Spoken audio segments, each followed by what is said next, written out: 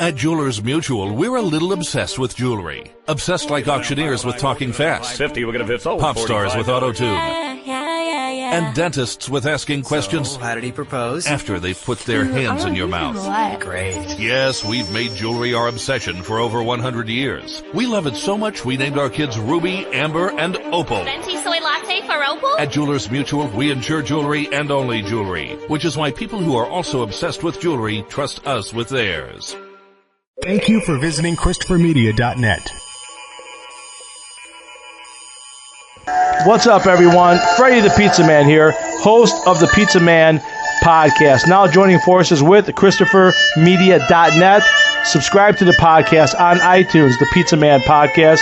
And, of course, find all the podcasts on ChristopherMedia.net. We talk Detroit sports. I bring on guests, passions, opinions, all for Detroit sports and more. We even talk pizza. So thanks for tuning in and spread the word.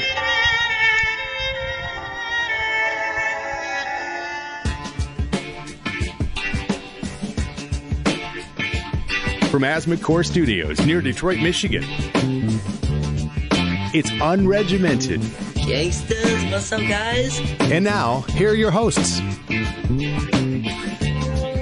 Welcome to Unregimented number 237. I'm Chris. I'm Aaron.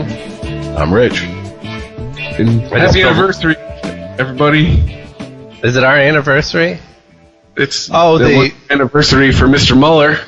1 year as of, well, it's an interesting anniversary because this is not 1 year since the investigation started, but this is 1 year since the appointment of Mueller. So I don't know why that is specifically significant. I mean, certainly when Mueller was appointed, there was this idea that this couldn't just go away, that this investigation was going to continue, that it was more real in some way. But, 1 year in, thoughts? How are we doing? What are we doing?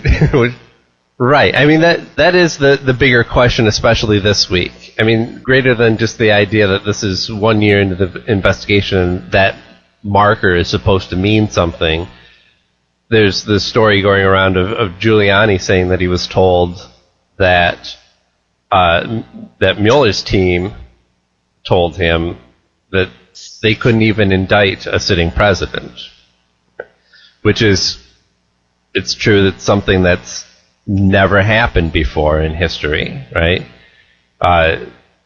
Nixon stepped down before charges could be brought against him. So it does beg the question in a lot of people's minds, what's the point of the investigation? Yeah, I mean, if we're not sure of the end result, I'm telling you, what's the point? Well, let's look at it in this aspect. 1 year in, and a lot of people are saying nothing, right? Nothing has come of this. Whether you're saying that as a Trump supporter and saying this is all a witch hunt, or whether you're saying it as a liberal who would like to see something more than what you've seen from this investigation. And meanwhile, I mean, we've had five arrests of American citizens, but charges brought against, 13 Russians? I mean, who knows what's even going to happen with that? I mean, with any situation where you try and go after somebody in a foreign country. But so far, we have seen something from this investigation. I mean, what? What I just described. Oh, you mean you're talking about the lawsuit where the DNC is suing Russia? Yeah, have fun with that. No, I'm talking about people like Paul Manafort that we've actually seen arrested, that's actually going to be probably convicted of federal crimes. So, I mean, everyone's got it stuck in their head that the end result of this, that the investigation was started with the end result being get Trump out of office. I mean, that's what a lot of people want this investigation to be about, but the investigation's about what it's about. It's about a lot of shady shit going down and trying to unpack all of that. So, but I'm of the opinion you could find that in any presidential campaign, quite honestly. All right. So Billy, Jeff, and W and Obama did everything above board? No. They just didn't get caught, or they just didn't have the ire of the American people, so to speak, working against them. Like, I don't trust any politician, man. Quite honestly. Like, this is just the first one we've bothered looking into, if you want my honest opinion. Is it? I mean, that's not true. It's not the first president that's been investigated. No, but if you are of the opinion that this is all about shady shit in the election, yes, it is. Did we look into W? No. Did we look into Billy Jeff? No. Did we look into HW? No. Did we look into Reagan? No. Did we look into Obama? No.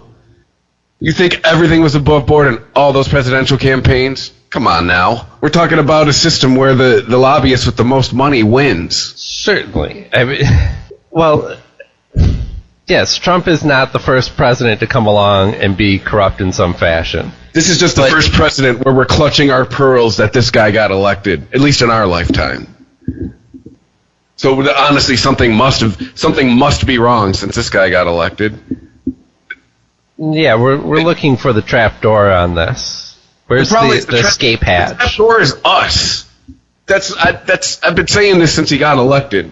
We were the trap door. We got hacked. Dude, we are the problem. Right. And, well, it's the thing. I mean, we don't... You're assuming that this investigation is about tampering with the election. And that's what we were told a year ago. It's what it was about. By who? Who is telling you this? Unless you're being told this by the actual FBI investigation, then I don't see how you could know for sure what the investigation is about. The investigation is about mostly a bunch of very strange money transactions. Yeah, it's supposed to be about shady shit in the election, correct?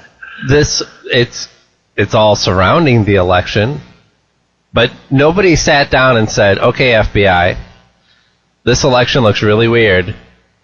I want you to investigate it and find out what happened with this election. It just so happened that all these things that they were investigating kept leading them back to the election. A lot of issues revolving around the election. So the investigation is not to get Trump out of office. It's not to find out what happened with the election. It's to find out where all this money is going and if a foreign power is influencing our government. That's what the investigation is about. And there's a level of success that may not involve getting people out of the higher offices that some people might want to see out of office, like Donald Trump and others. You know, maybe this is as high as it goes. Does that mean it's a failure? According to Wikipedia, so take it with a grain of salt, it says it is a United States law enforcement investigation of Donald Trump's 2016 presidential campaign and any Russian or other foreign interference in the election, including exploring any possible links or coordination between Trump's campaign and the Russian government, and any matters that arose or may arise directly from the investigation. That's become our understanding of the investigation. But I'm telling you, that's not how investigations start. That may be the point that they're at now with the investigation, but it starts with, why are these people meeting? Why is this money changing hands? What are all these people doing? And building the bigger picture from there. Which in my opinion, you could ask of any presidential campaign. To me, this is okay. Like this whole. So you're arguing that no president should be investigated, then? That all politicians are corrupt to some level. That there's no point in bringing charges against somebody if you can't indict them. So there's no point in investigating presidents. I'm arguing that this campaign probably did nothing different than any other presidential campaign, and we are butthurt as a country that the guy that got elected is the person we didn't want elected. Do you think that past presidential races involve this level of foreign involvement? Yes, I do not think this is the first time. Absolutely. All of a sudden in 2016, Russia starts in. Yeah, all of a sudden in 2016, now they're going to get involved. No way.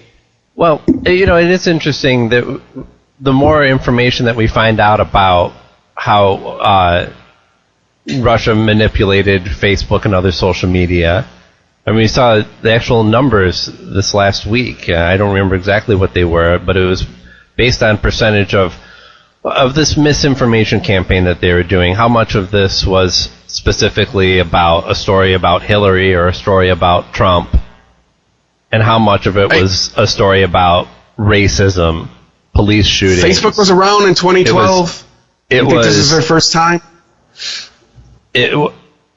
It was predominantly, it was like 5% stories that were specifically about the candidates running and the race and trying to, drive a wedge between those people. And the rest of it, the other 95%, was just spreading stories about things that they knew people were going to use as divisive issues. Like I said a year and a half ago, they figured out we're stupid and they exploited it. They figured out we are easily swayed. Right, and a lot of people think of, when they think of Russians' involvement in the election, they think of stories like Pizzagate. That Hillary was running a child porn or child prostitution ring out of a pizzeria. And no, it was mostly those stories that you love sharing about somebody having a fight on the street, about somebody being racist. Excuse me. Like, I just think Russia figured out we are easily exploitable, and they exploited the fuck out of us. And again, if they're looking for a check, that has Donald Trump's name on it written out to, Mr. Russian Federation, dude, like, that's the other thing that in the last year and a half, like, I don't think he's as dumb as everybody thinks he is. I mean, even if that shit did go down, you think he's going to be dumb enough to let a smoking gun like that stay out there? Fuck no. Well, that's interesting too. I mean, but even trying to cover your tracks can give you away, right? We found out about, remember the information that Michael Avenatti ended up with about Michael Cohen's transactions, his little shell company and the money that he was receiving from AT&T and Novartis and all these people. And why was he receiving it? That all came from what do they call them? Suspicious activity reports, I think. Basically when banks have to report transactions over $10,000. Yeah. And that was leaked by somebody who, we don't know the identity of this person, but they had access to this information and decided to leak it not because of the suspicious activity reports that he could get his hands on, but because of specifically 2 transactions that were all of a sudden deleted from the system, just disappeared. But again, you don't think if you look that deep into any former president's campaign, you ain't gonna find shit like that? Suspicious transactions? No.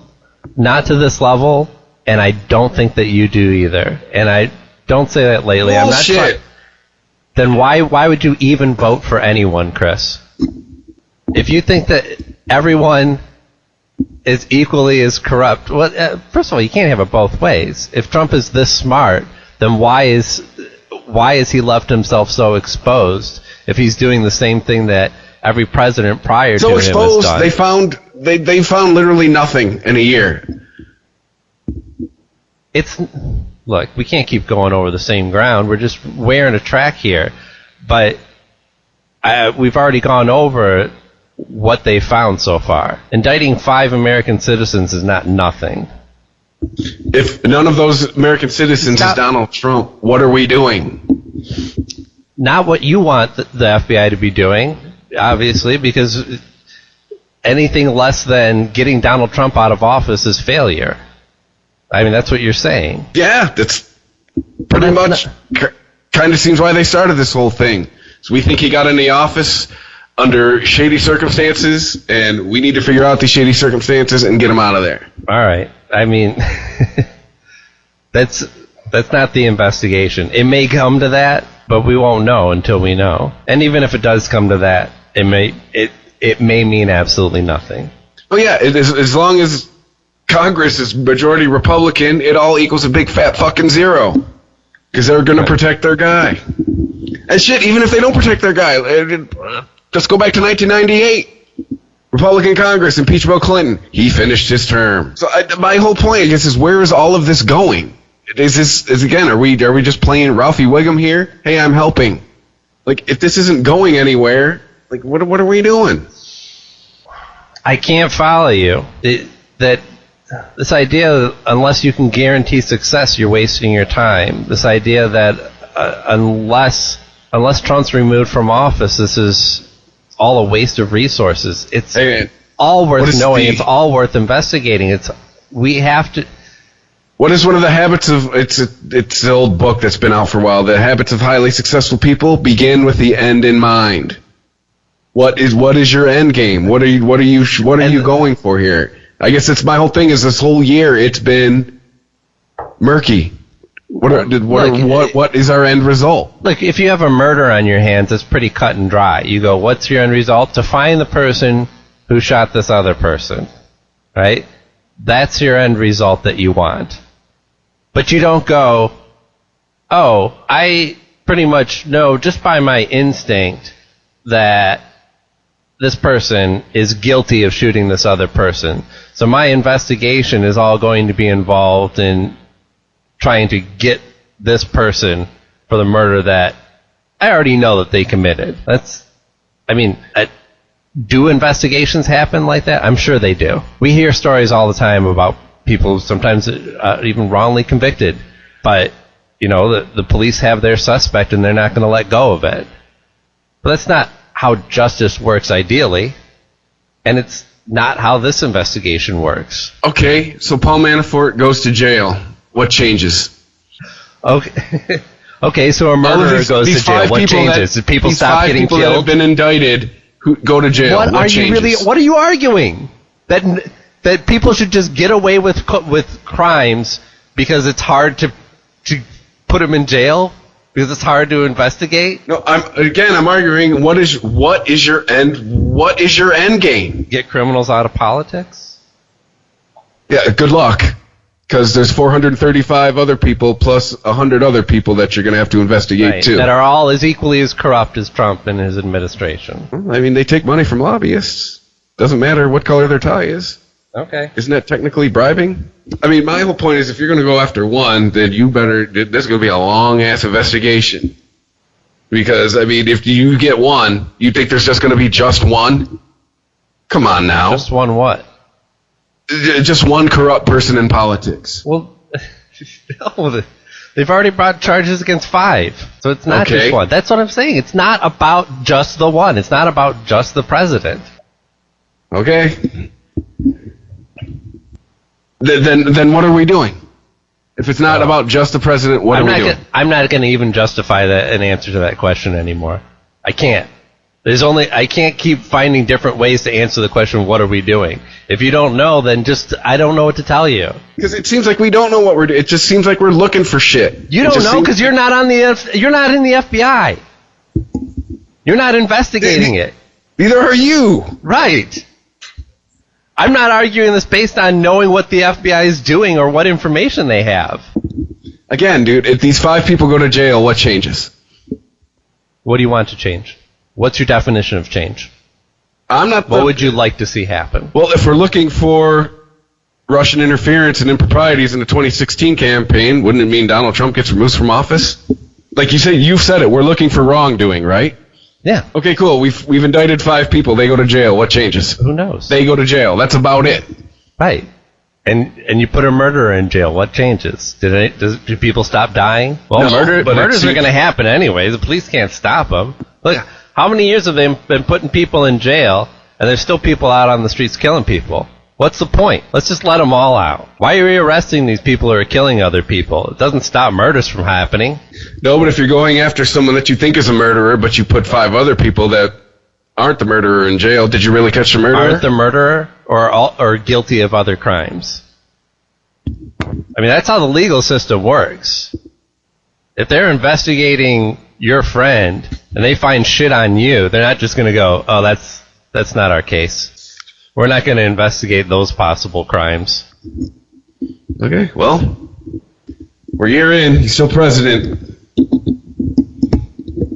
There's been 5 people indicted, and it don't take much to indict people, so there's been no convictions. You know, at this point, Manafort may go to jail. It's not a guarantee.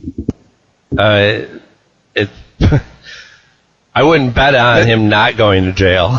Well, he was arrested when? November? October? It's May? What are we waiting on? What are you basing this? How long should this normally take? Well, I know if you, me, or Rich get arrested for something, we're going to have our court date in the next couple weeks. Yeah, but it's hard to really compare that. I mean, what?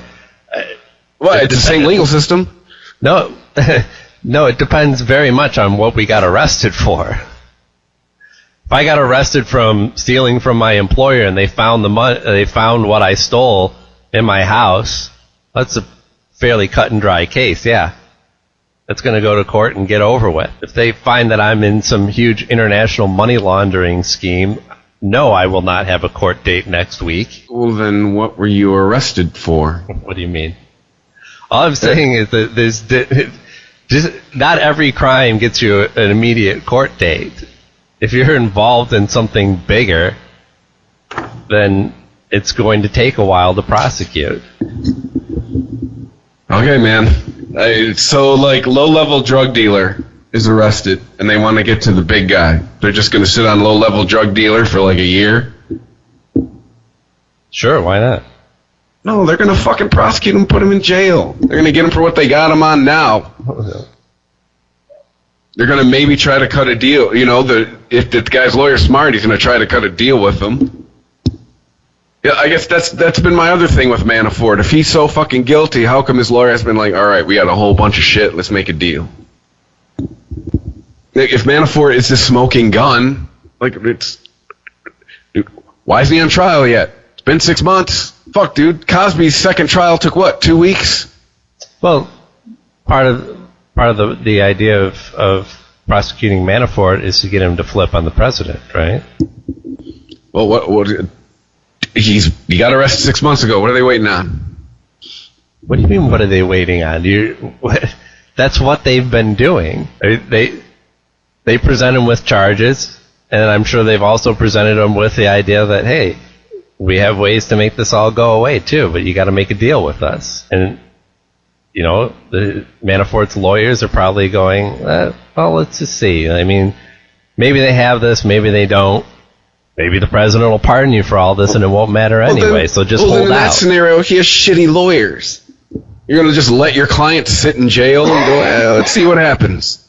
Well, he's on house arrest, first of all. He's not in jail. And... Dude, you know what I mean. Come on now. There's nothing abnormal about this. I don't know what your point is. My point is, it all seems like an elaborate fucking ruse, quite honestly, to make it look like we're looking into something. Like, if you had, like... And they probably do have shit on Manafort, but at the same time, if you had such a smoking gun on the guy, what the fuck are you waiting to put him to trial for? If you have so much proof on the guy, what are you waiting on? To get him to flip? You don't think he'd have done that by now? You don't think he... Hey, I'm tired of staying in my house and wearing this fucking ankle bracelet. Here's all the information I got. No, I mean, I think it's apparent by his current circumstances that he hasn't. Okay, what if that were you? Wouldn't you, if you were sitting on shit that could get you out of that, wouldn't you flip, like, immediately? Like, fuck this, I'm not going down for this guy, here's everything I know. Or would you just sit around and wait? Like, the lawyer said to hang out for 8 months on house arrest. With the idea that this could all be pardoned away?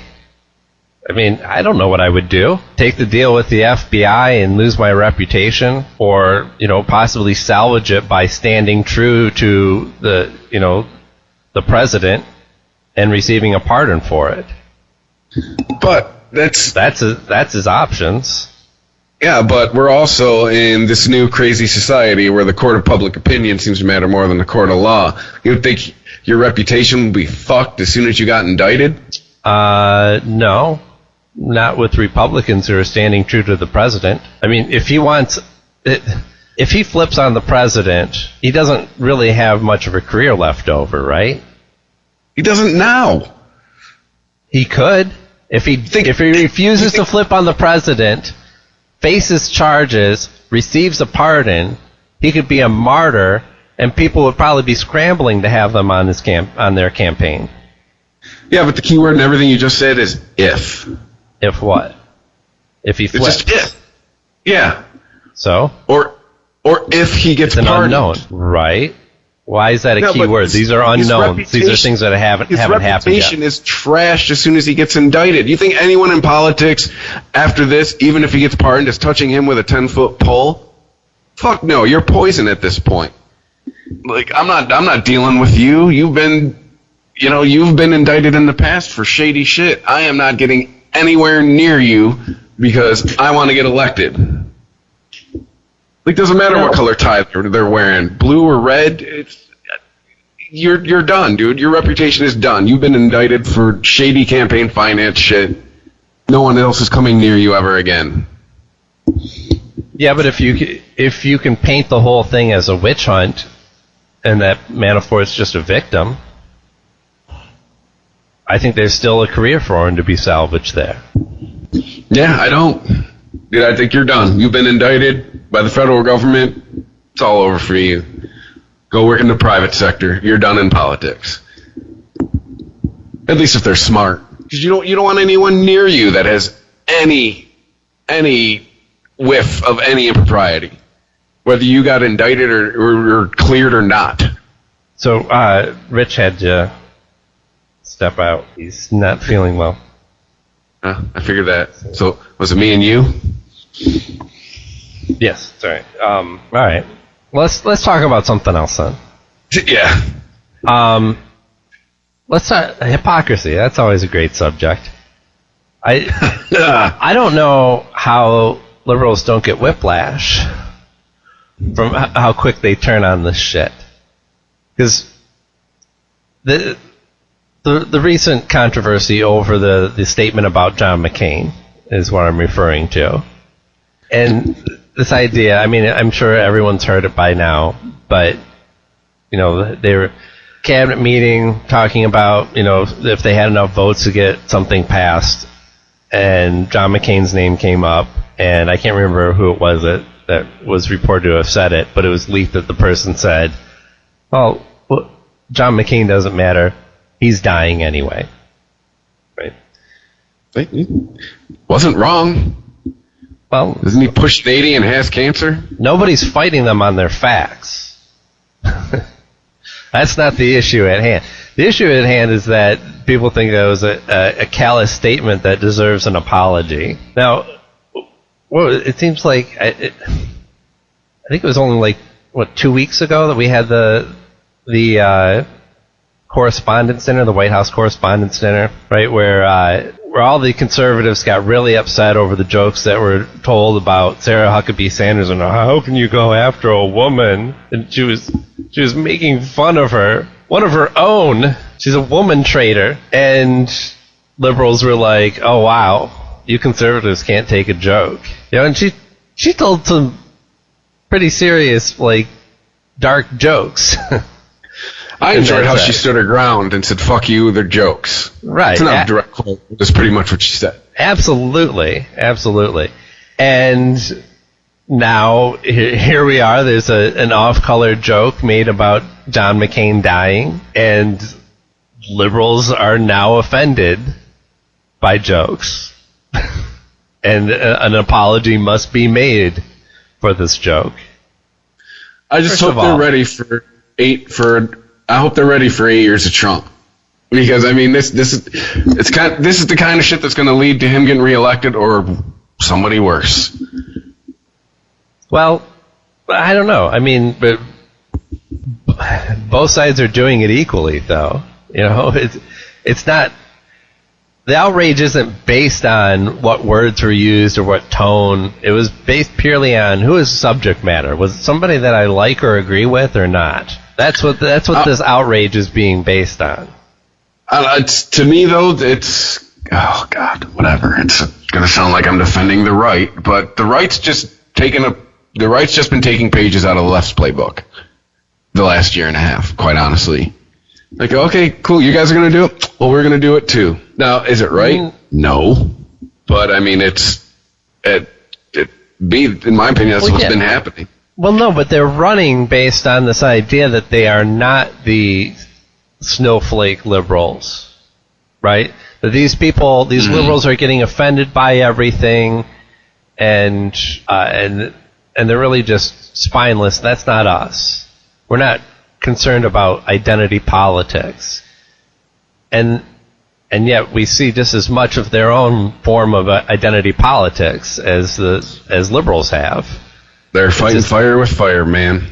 That's the way I look at it. Because they certainly didn't seem to do it before a year and a half ago. And if they did, it was from the extreme, the Tea Party fuckheads. Yeah, but I don't buy that this is some plan. Like, we can play the identity politics game better than liberals. No, I'm not saying it's a plan. I'm just saying it's a tactic. Like, okay, cool. You're going to do it. We're going to do it too. A tactic implies... No, wait. You're saying the same thing. A tactic is a plan, right? I'm saying that they're doing this unconsciously. They don't realize that they're participating in the same form of identity politics as liberals are. I don't believe that it's planned at all. I think they don't have enough self-awareness to realize their own hypocrisy. Yeah, I don't think you're giving them enough credit. And keep in mind, this is the party that got Trump into office. Well, the idea of having to apologize for a joke, demanding an apology for a joke, is just kind of ridiculous. Not understanding the concept of a joke. Yeah, this whole demanding an apology for everything, this shit got old real quick. Like, it's a joke. If you don't like jokes, then maybe don't go somewhere where people tell jokes. And even in this whole, then that's just talking about the correspondence dinner, but even in this whole thing with this quote-unquote backlash from this McCain joke, like, who cares? Yeah. Like that's and that's the problem I've noticed it, and I've noticed it myself the last week. So much shit in the last few months is just now on my big old pile of who cares. You care. Especially the left. You care because they can break out their sanctimonious act again. But meanwhile, when he was running for fucking president 10 years ago, he's a fucking devil. Shut the fuck up. Oh yeah, I mean the excuse me. You can't make fun of a war hero. Yeah, dude, I think we're back to the whole. We've said it a million times on this show. I think we are back to the whole. You cannot be more offended than the person that the joke is about. If the person who the joke was made about doesn't give a fuck, you are not allowed to be more offended than them. Yeah. Well, I guess John McCain wasn't offended at all. So. Yeah, because he's probably like, dude, I'm 80 and I have cancer. Of course I'm dying. Yeah. I'm not speaking for the man, but I'm willing to bet he's a little bit more self-aware than a lot of these other people. Just, it's becoming tiring, isn't it? It's every day somebody seems offended about something. It doesn't seem that there is a day that goes by where we're not reading a story in our Twitter feeds or our Facebook feeds where there's just somebody offended about something that really is just, again, in the who cares pile. Yeah. Like that shit you shared today in our chat with the chick with the AR-10 on her back at Kent State. Right. Like both sides of that. Who cares? Dude, she's allowed to carry it. Great. She's allowed to look like an idiot. Great. You're allowed to think she looks like an idiot. Great. But in the grand scheme of things, who cares? She took some pictures that were in poor taste and put them online. Wow, she's the first person to do that. I mean, all you're going to do is create more of her, quite honestly. If you try to like I told you guys earlier, it's publicly shaming her. It's talking to somebody like that. What did she have on her mortarboard? Come and take it or whatever. Yeah. It's like talking to a religious nut. You ain't changing that person's mind. Well, no, and you gave her the attention that she wanted for it. Yeah, and you're just going to create more of her now. Congratulations. You failed in your mission. She's going to go round up more of her gun nut friends, and I bet they're going to start taking group pictures on Kent State. Just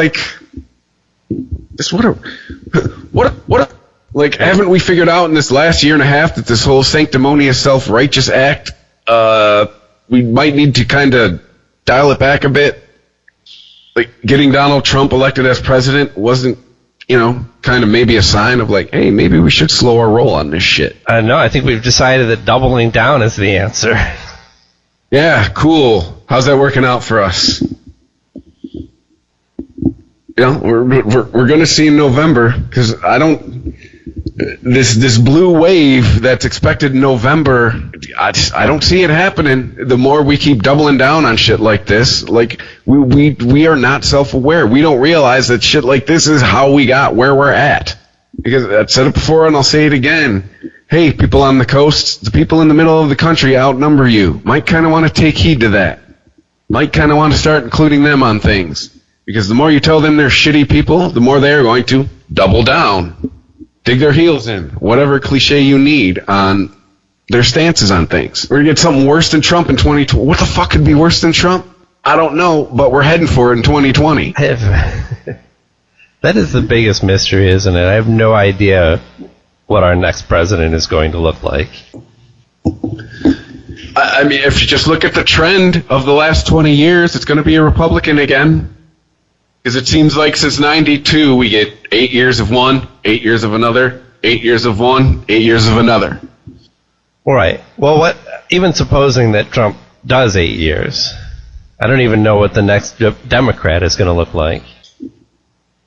Brown woman. Right, yeah, I was just going to say definitely not white. Yeah, that's my guess, is brown woman. If they're smart, Hispanic woman. But they can't even get their shit together to get a cohesive message out for the midterms that are in less than 6 months. So, yeah, good luck. I just keep... You need someone who's going to motivate the youth. That's how we got Barry. All right? You don't get anyone that's going to motivate the youth, you get old people voting. And we all know how old people generally vote. Yeah, well, they could have had... The Democrats could have had somebody who motivated the youth. But instead, they chose Hillary. Right. Like, Bernie was the guy who was going to get the youth vote out. Or could have if he was given a chance. Yep. We both voted for him.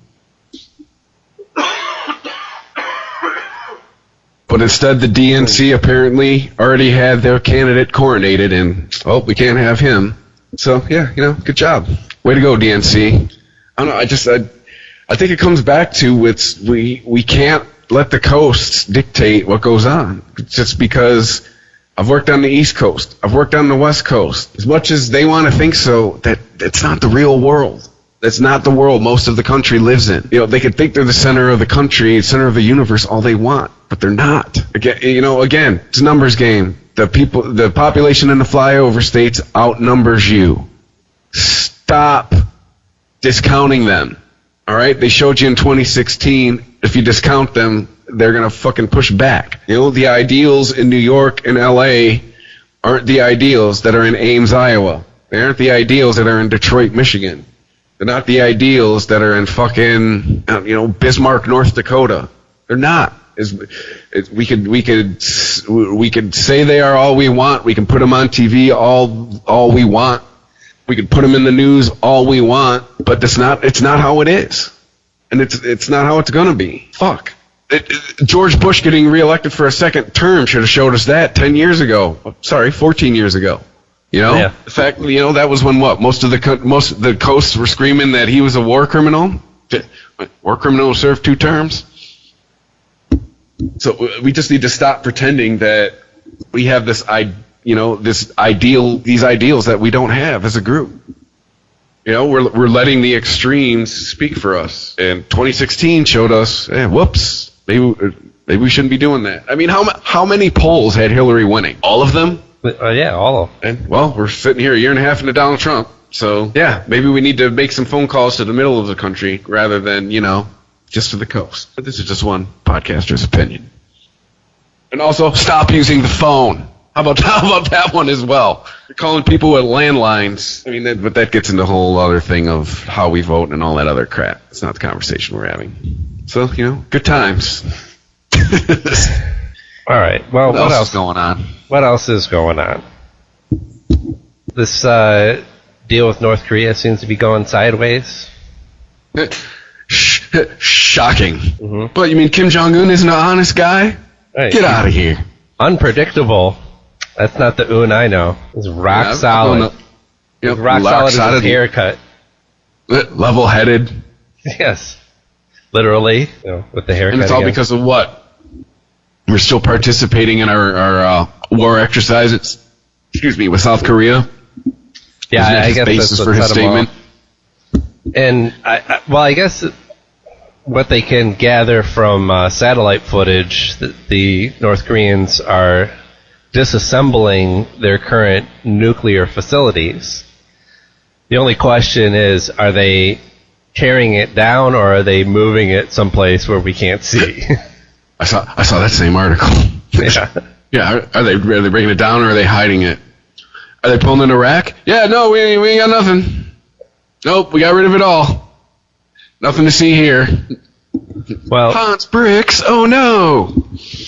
I guess Trump's response to this was that, he did say that if North Korea does come to the table to make a deal, if they do disarm, if they do tear down their nuclear program, that they would be very happy with the deal that they could make with the U.S.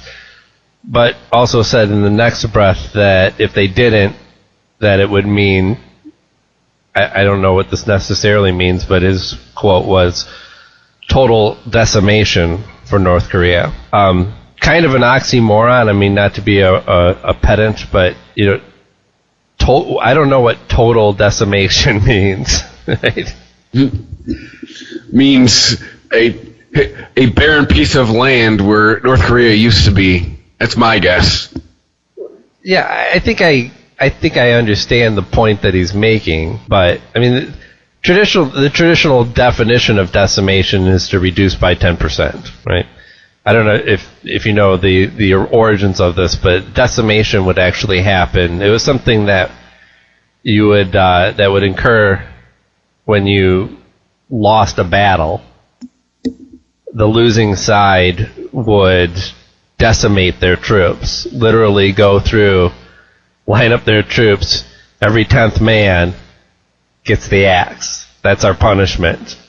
That we have to, we're the losing force, we reduce our ranks. But it's certainly come to mean other things. But still, I think we're quite a ways away from it meaning, completely wipe off the face of the planet. So, I don't know. Words aside, yeah. And the only defense I'll make for that statement is it appeared, at least until this week, that the whole fire and fury comment seemed to work. Here we go again with this phrase. Maybe it's Trump doubling down. Oh, yeah? Cool. Try it, bitch. Hey, guess what? We sold you our old shit. We have the new shit. We have the shit that can find your shit.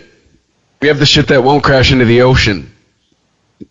We have the shit that we could launch from Seattle and destroy you, whereas your shit always seems to find it just dives right into the ocean. I don't know. It just... The only defense I can make for that statement is dude, did we talk about this last week? It's two crazy guys going at each other, isn't it? Right. How do you fight crazy with more crazy? Yeah, I guess. But it's along the lines of people that think you can go and reason with people in the Middle East. Those people don't understand reason. They've proven that over and over. Maybe it's the same kind of thing with all right, this guy doesn't want to talk civilly. Cool, I'll talk to him in his language. Hey, we're gonna fuck you up. I don't know. Yeah, I guess we'll see what happens. The meeting's not off the table as of yet. It's just in question. It's not a done deal like it was thought to be. Well, when's it supposed to happen? Something 12th? June 12th? I don't remember. So, like Mike, this seems to go part and parcel with Donald Trump and even North Korea. Well, we'll see. All right, yeah, I'm back. Sorry. New medication. Still trying to get used to it. So, what were you guys on? I heard Donald Trump and North Korea. Ding, ding, ding.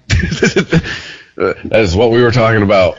Earlier, I heard a quote. I can't remember who exactly it's from. And it's one of those quotes I think that, depending on what political side you're on, you're going to agree or disagree with it. But basically someone asked, what is this investigation into Trump doing? Is it investigating a crime, or is it looking for a crime? Because one is police work and one is what a police state does. You know, if they think a crime has been committed, they investigate it. If they go looking to see if something's happened. Yeah, if we go, we don't like this person, so let's dig up find some dirt on them. Yeah. And I mean, as much as I don't like Trump, that is a very unsettling thought. If that's the case. If there's people that are like, I don't care what the fuck he's done. Right. Find something. I mean, that's McCarthyism all over again. Yeah, it's one of those things that's kind of hard to argue, too, though, because you get into deep state territory with things that you can't prove, you know? Yeah. Well, once again, Rich, you articulated something better than I could. That's pretty much my mindset on this whole thing. Yeah, but I mean, if you actually know the details of this case, you can see how it organically unfolds. I mean, to me, it's one thing. This is honestly what I think is going on. I think they went into it with the thought that crime A happened. And the more they dig, they're starting to realize, well, wait a minute. There's a lot of A.1, A.2, even B and C to investigate. And it's just turning into a lot more than they were expecting to find. And this is not something that you get a do-over. There's no reset button. They fucked this up. This goes in the history books. That's it. Game over. Yeah. So they don't want to do that. And I mean, I was listening to NPR, Detroit, I think it was Detroit Today, and Stephen Henderson made a good point. He said it was 2.5 years from the start of the investigation to the resignation of Nixon. And people were talking back then about how quick that was. 2.5 years. So maybe it's just our short attention span microwave society that we think that, a year? Well, we should have him, he should be in fucking chains by now. Right. That's not reality. And on top of that, when you have money... George, that would be computers. No, I understand that. We have quicker access to information than we did 40 years ago. But when you have money, you can control... through bullshit posturing, putting shit off, layers of fucking lawyers to use as metaphorical body armor against the investigators. You can gum up the works of an investigation and take it to a crawl. Or if you want to speed it up, you can speed it up. Right. That's what they do on TV. They're like, oh, that's all right. We'll file for a change of venue. That'll take up another 2 months. Then we'll constantly throw out the jury pool and we'll drag that process out, blah, blah, blah. And and especially with people who are personalities, right? It's kind of this idea of like, if we just drag this out, maybe people will stop paying attention. Well, yeah, and think of the OJ trial. You can ride it out. I mean, it's such a moment in history in American culture now that we don't stop to realize that from that car chase to the first day of the actual trial, not the shit leading up to the trial, there were people speculating it could be years before he goes to trial. It all depends on how quick his lawyers want to get him in front of a judge and a jury. And I don't even think it was a full calendar year before he was sitting in front of a jury. Right.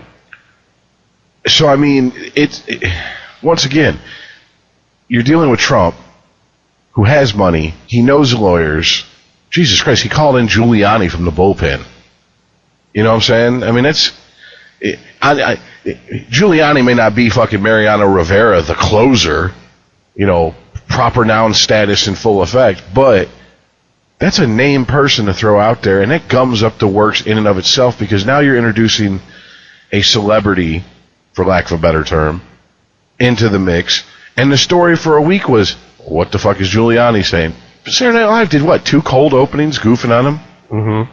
I mean, I understand where Chris is coming from. At the same time, I'm like, this is turning into a fucking sideshow. It's turning into theater, and not in a productive way, in my opinion. And to be completely honest, I have no faith that anyone who's reached this far up in politics will ever be touched in a way that's really meaningful. I don't. I mean, if Nixon didn't go to prison, I can't imagine Donald Trump even in handcuffs. I just don't think that's it. This country. But look at the situation with Nixon, though. He stepped down. He stepped down despite his own ego, right? It was it was all the Republican representatives that said, hey, we can't support you on this anymore. You being in office is hurting the party. But Rich's point is they had hard evidence on Nixon, and he didn't do a fucking day in jail. It's the peripheral people who do the jail time. Remember? Right. I can't remember who was the woman who did 2 years because she wouldn't talk to Ken Starr. Yeah. For Clinton. I mean, she sat in prison for 2 years because she's like, I ain't saying shit. Yeah, she was a reporter, right? I believe so. Yeah. I mean, that's some fucking loyalty for your ass, because that's a Bernie Mac skit when he was like, I did a show in prison, and it was like, what you in here for? How long you in here for, brother? Ever? He's like, that's a long fucking time. I'm going to take the 4 off that motherfucker. What you in for? Oh, I ain't no snitch. I didn't snitch my boy out. He goes, oh, you in here because of somebody else? Yeah, you ain't a snitch. You a new fool. Right. Fuck that. I'm going into court singing if it's a choice between life and walking. And that's the truth. But, Chris, your statement is made with hindsight, right? You know now that they had hard evidence on Nixon, but you're comparing that to what you believe they have on Trump, which you can't know. None of us know. Well, that's the thing. A good investigation, we're not going to know until it's presented in court. There might be leaks, and there might be very strategic leaks. Right. The leaks that are not really leaks. Like, hey, call up and this is off the record. I never said this, but type shit. That happens all the time. But I don't think we're going to know the details. If it doesn't go to court, and if there's not or they're going to do what they did with the Warren Commission and print 27 volumes and bury the truth in a bunch of fucking overwordy lawyer bullshit. Right. To the point where it's like, if I don't have a U of M law degree, I can't. Who the fuck's going to sit through 27 volumes? Nobody. I mean, where's Jim Garrison? Maybe he'll do it, but he's dead. So, I don't know. Get some smelling salts and some space heaters and bring him back to life, and then he'll sit through them. But that's my having no faith in the system. Once you reach a certain place of power in this country, not necessarily even money, just power, I think the only thing that they'll throw your ass in jail over is not giving them their fucking money. They threw Blade in jail for 3 years. Yeah, I'm Wesley Snipes. Yeah, and you didn't pay your taxes. I'm a sovereign citizen. No, you're not. Go to federal prison.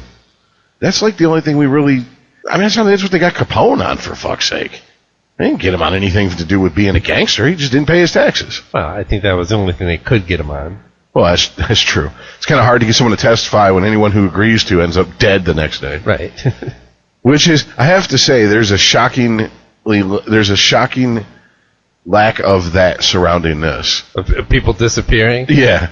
Like you just figure with like that Bill Maher skit when he did his new rules with Donnie being in construction and from New York, right? You know, you figure somebody would have, Luca Brasi sleeps with the fishes type shit, like it would have happened by now, but it just hasn't. So, and I mean, right. I mean, if this was really a problem for the Russians, we'd see some more poisonings going on, right? Exactly. And they don't fuck around. They not only poisoned that former spy, they poisoned his fucking daughter. Yeah. They're like, everybody's got to go. Just kill his whole family. I think she was maybe collateral damage. I don't think they were targeting her. And they were just like... And they slept shit, like... They slept like babies. The guy poisoned himself. Oh, yeah, in that courtroom? Yeah. Gotta drink the poison in Parliament or whatever? That's some gangster shit. Like, I ain't going to prison. Fuck y'all. But, I don't know. I just don't have... I don't probably have somebody waiting to shank him in prison anyway. Yeah. I don't know. I just don't have faith in the system, and I mean, I know a few people who work in law. I've been around a few lawyers in my lifetime. It's not what we're taught. It's not how it works. I've had some friends who've gotten some pretty rough scrapes with the law, and depending on the financial backing they had was how clean they came out on the other side. And honestly, I think this is part of the Democratic Party's posturing to say, look, we're going after him. It's like him throwing the coal miners a bone. Mm-hmm. It's just fucking it's just stealing your base. It's just solidifying it because they don't have a cohesive message other than anti-Trump. I mean, I thought they were gonna run on. Trump is bad. I thought they were going to run on gun regulation. That's disappeared. Yeah, nope. Where the fuck's David Hogg at? I mean, shouldn't school be getting out here soon? He should be all over the news right now, campaigning for people who want to push gun regulation. That motherfucker's disappeared. He's taking a gap year to help get people registered for the midterms. That are in 6 months, so he's taking a year off. Well, I mean, is he taking a year off from teaching us adults how to fucking use democracy? Because, I mean, I remember him saying that in that interview. That was amusing. I'm like, you understand we're a republic, right? No? Okay. Civics class? No? Okay. Well, he skipped it because he's been on TV the whole second semester of his senior year. Isn't that generally when you take government? Fuck, I don't know. I knew I took it in high school, but I thought I took it in like my freshman or sophomore year. I don't know, man. That's mini malted hops and bong resin years ago. I don't fucking remember that shit. I just remember I was learning this shit, and I'm like, they're fucking us this bad? Yup. And then, like, next year it was, there's no more civics, it's social studies. Read the newspaper and write a report on it. The fuck is this? But what are you going to do? Yeah, my high school fucked up. They taught us how government worked. I think it really depends on what area your school's in. Because I've noticed that my buddy who teaches history in Detroit, he posts on social media, like, what he's getting his class to do. It's much more activity-based teaching than what I went through. What I went through with civics and all that was very much like the teacher up there laying it out, binge and purge on the test, move on to the next class. Even history was like that. Just memorize the dates, barf them up on the test, move on. So I don't know. And then there's also just the factor, you get some teachers who just don't give a shit and they're there for a paycheck. Just move them on through. Social promote them all. I don't care. But, something I wanted to bring up. It's kind of relevant to what happened to me earlier when I had to step away for a second. Do you guys go to the doctor on a regular basis? No. Fuck no. Like, you don't. Okay, first of all, Aaron, I know why. Because you're like, I don't have insurance, right? Right. Yeah. And that's part of it. Chris, it's just because you just don't want to go, right? I will cop to it. I have the typical male attitude. Dude, if I ain't bleeding, I don't fucking need you. Pussy, if bone ain't sticking out, I ain't going. If I'm not bleeding or there's something that's hung around for a week that I don't know about, if it's something that I can't clear up with rest and fluids, then I'll go to the doctor. But yeah, I probably haven't had a physical since I was 18 years old. Well, I recently got my insurance squared away after 5 months of not having any and fighting back and forth and et cetera, et cetera. That's not really what I want to get into. What I wanted to get into is the way they treat shit these days is a lot different than I remember when I was younger. Case in point, I walked in, I hadn't seen my doctor in 5 months. I got to retain my doctor, so that was a little bit of a plus. But I was like, he's like, well, you have... Hey, thanks, Obama. You get to keep your doctor. Wasn't that a promise you made? Yeah, after they switched me 3 different doctors. Every time my insurance changed, so did my doctor. This is the longest doctor I've had, except for a specialist. But anyways, I went in. He's like, okay, so when you first came here, you said these are the issues that you were concerned with, et cetera, et cetera. And I've noticed this, and my brother has a few issues also, and it seems like they really push we're going to treat one at a time. And I remember when I was younger, it was, this is what you do for this issue, this is what you do for this issue, this is what you do for this issue, I'll see you in 3 to 6 months. Have a nice one. And it's very much more like, I don't know if this is because... Oh, no, it's the long con now. It's, you need to make an appointment for this, and another appointment for this, and another appointment for this. Yes. I walked into my doctor's office for a 6-month checkup and walked out with a stack of paper and phone numbers to call to set up with a bunch of other doctors. And I was like, you got to be kidding me. Yeah, the last 2 times I've fucked my back up royally, I went to the doctor. They give me all kinds of shit. You need to go see this physical therapist. The last time I went to the doctor in August, because my back had been messed up for like 2 weeks, They told me I needed to go see a doctor about my blood pressure because it was high when they took it. And I'm sitting there telling them, like, dude, I'm standing here clenching my teeth in pain. You don't think that's somehow related to it? Yeah. And the guy blew me off, and I went to urgent care about a month and a half ago when I got sick in Oakland just to get some medicine to get it to clear up because I was working. It's like, dude, I can't be in the hotel room the whole time. When you say Oakland, do you mean like Too Short's hometown? Yeah. Oh, you were in the hood. Yeah, but she took my blood pressure. She's like, yeah, you're not even pre-hypertensive. I was like, oh, really? Because the last doctor took my blood pressure, told me I needed to go see someone about my blood pressure. Yeah, that's always fun. So yeah, it's the long con. They just want you to keep making it. It's probably because they fucking get paid by appointment.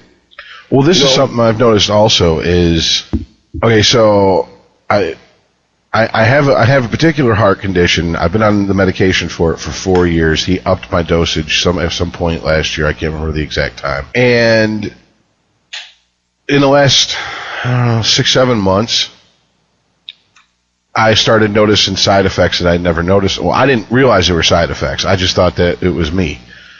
And then when I went in and talked to him this time, Did you start craving cock? No, that wasn't a side effect of that. I'm still gay for that pussy. It was well, the medication I'm on basically depresses the cardiovascular system to slow down and regulate my heartbeat. Like any other depressant, it depresses everything. So while I'm a big fat fuck, I was getting short of breath in situations where I knew I shouldn't. A year ago, I'd carry,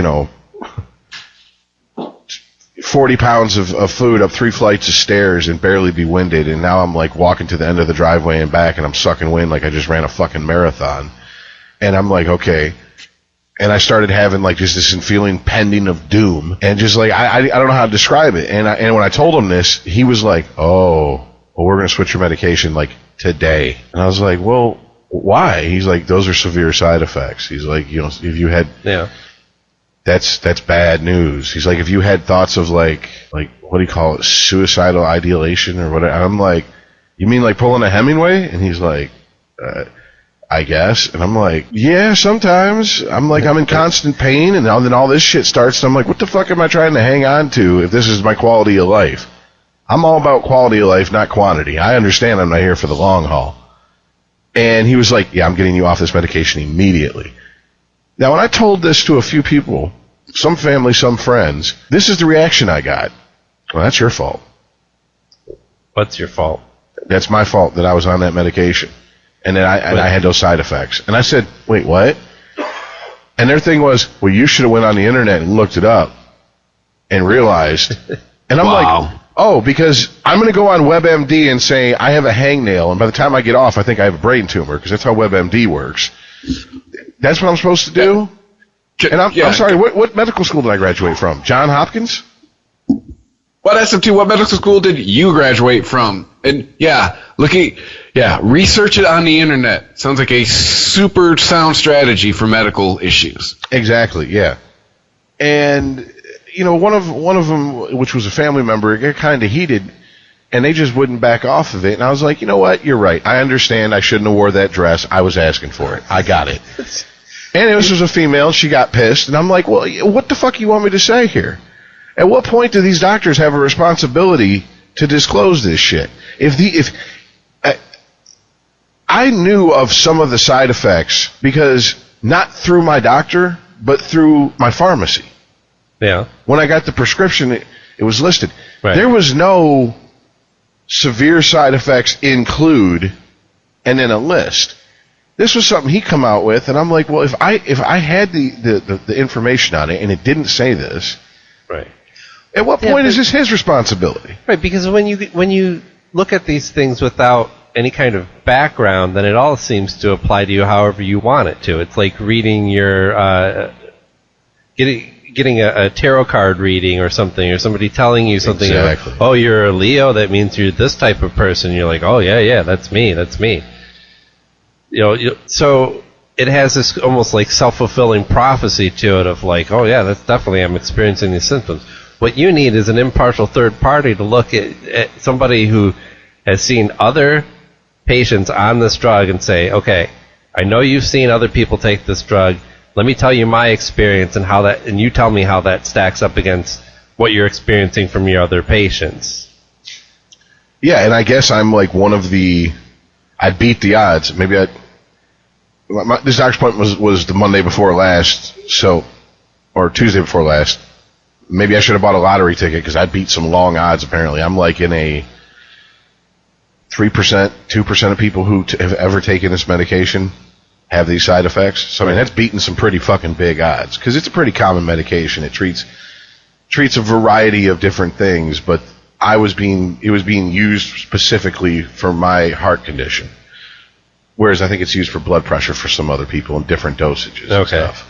But yeah, and it just got me to thinking, it's like, is this the result of our fucking lawsuit happy society where the doctor is afraid to tell you all the side effects because... Yeah? Yeah. I think the litigious society plays into this pretty heavily, and maybe that's why we're getting more specialists, right? Because you can cut down on this chance of, like, if that's your thing, is treating this one specific part of the body or ailment, then, you know, you're increasing your chances of a competent diagnosis, is the idea, at least. But the flip side of that is that it also makes sure that, you know, the less, I guess the opposite would be incompetent diagnoses that you make, the less chance of you actually getting sued by somebody. Right? Rich, but also, you're not a fan of the man, but Dr. Drew says all the time he thinks that what is ruining the medical profession is lawyers. Well, I mean, that's a pretty common thought. I mean, there was many episodes of Scrubs that dealt with that. I'm pretty sure there's any show revolving around hospitals or doctors that's dealt with that.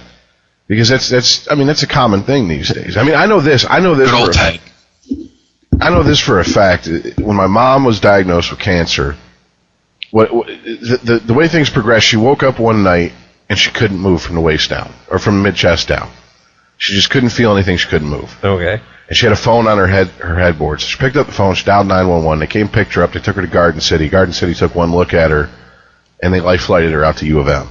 When she got to U of M, they called in a neurosurgeon. They called me and said she has to go and have major back surgery. You need to be here to sign paperwork, blah blah blah, because we need to know if you know something happens to her. Do you want to sign a DNR and all that? You know, do not resuscitate and all that good stuff. I'm going. It's 7:00 in the fucking morning. What the fuck? I talked to her last night. She was fine. How does she go from she's fine to she needs major back surgery? So I go to U of M. I sign the paperwork. 12 hours later, I'm sitting in the family room for the doctor to come talk to me, all pastel colors, nature scenes, box of tissue, and I'm thinking, oh shit, here it comes. You know, something happened. And he comes in and he's like, you know, okay, so this is what happened. And he started talking about her spine. He was like, this vertebrae and this and this and this had basically been eaten away, and you know, and he's going into all this technical stuff, and I'm like, well, okay, wait a minute, eaten away? How do your bones get eaten away? Is this like super osteoporosis or something? And he goes, I'm a neurosurgeon, so I can't give you a diagnosis, but when I opened her up, I stopped counting at 12 tumors. And I'm like, so this is cancer? And he goes, I can't say that. I could be liable to say that. And I'm like, really? You're a fucking neurosurgeon. You know what a tumor looks like. Yeah, he's not an oncologist. But that's what he told you. Yeah, so she wakes up, and then, you know, I meet her oncologist, and her oncologist comes in, and, you know, he's talking in these very broad strokes, and he's using things like, you know, this is a very treatable cancer. Unfortunately, it's not a curable cancer. We're going to slow it to a crawl, et cetera, et cetera. And I'm waiting for what are the odds here? Give me a time limit. You know what I'm saying? Like, what are we talking about? Does she have 5 months? Does she have 5 years? And when he went to go leave, I'm like, whoa, I got a question. I asked him that question, and he goes, we really don't do that anymore. That's not really how we approach these situations anymore. Because they can be liable. And I'm like, so you won't tell me the fucking truth? Because you're afraid I'm going to sue you for it? Yep. I want to sue you for bullshitting me is what I want to sue you for. I mean, to me, that's the worst sin. Don't you take a fucking oath? First, do no harm? How can you come in here and bullshit a cancer patient and give him all these fucking, these like half-assed non-committal answers? I mean, it was the equivalent of him walking in and saying maybe for 30 minutes. Well, that's not what you want to hear from a doctor, is maybe for 30 fucking minutes. Hey, give me a yes or no answer. Give me hard facts. You know, what is the survival rate and how long of a survival time is there for people with this type of cancer at this stage? That's what I want. He wouldn't even give me that.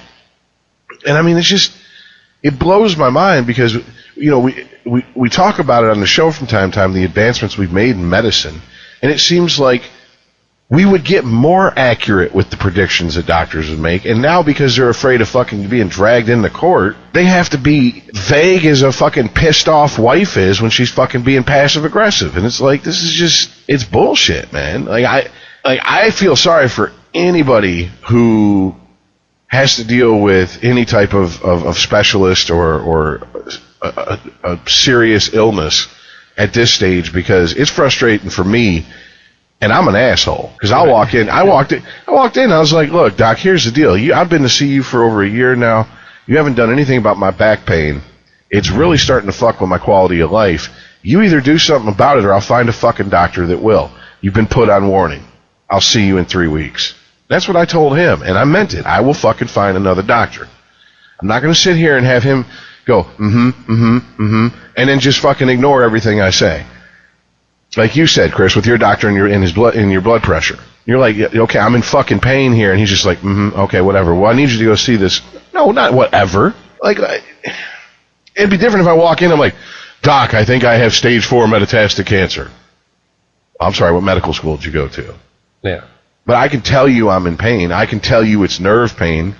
I can tell you the one medication you tried that I had a severe allergic reaction to, and you took me off of, and you haven't done shit since, and that's been going on a year. That's an issue, man. It's, you know what I'm saying? Like, and I don't know. It's happening to me at a young age, but if this is how doctors are, man, let me die young. Yeah. Yeah, well, I don't know what it would take to actually change this. And I think part of the bigger problem here is that the more vague that doctors get and the more specialized doctors get, the less holistic, or well, I guess holistic's the wrong word to use in medicine because people have a different understanding of that, but basically looking at it as a whole, the less of that is going on, right? Because sometimes you can have things that, you know, if you say you have a pain somewhere or experiencing these symptoms, what the doctors need to figure out is this a condition that just needs to be treated, or is this symptomatic of something greater going on, right? You know, like with your mother, if she was just experiencing back pain, you know, they could just go, okay, you know, take these pills, and it'll make the pain go away, right?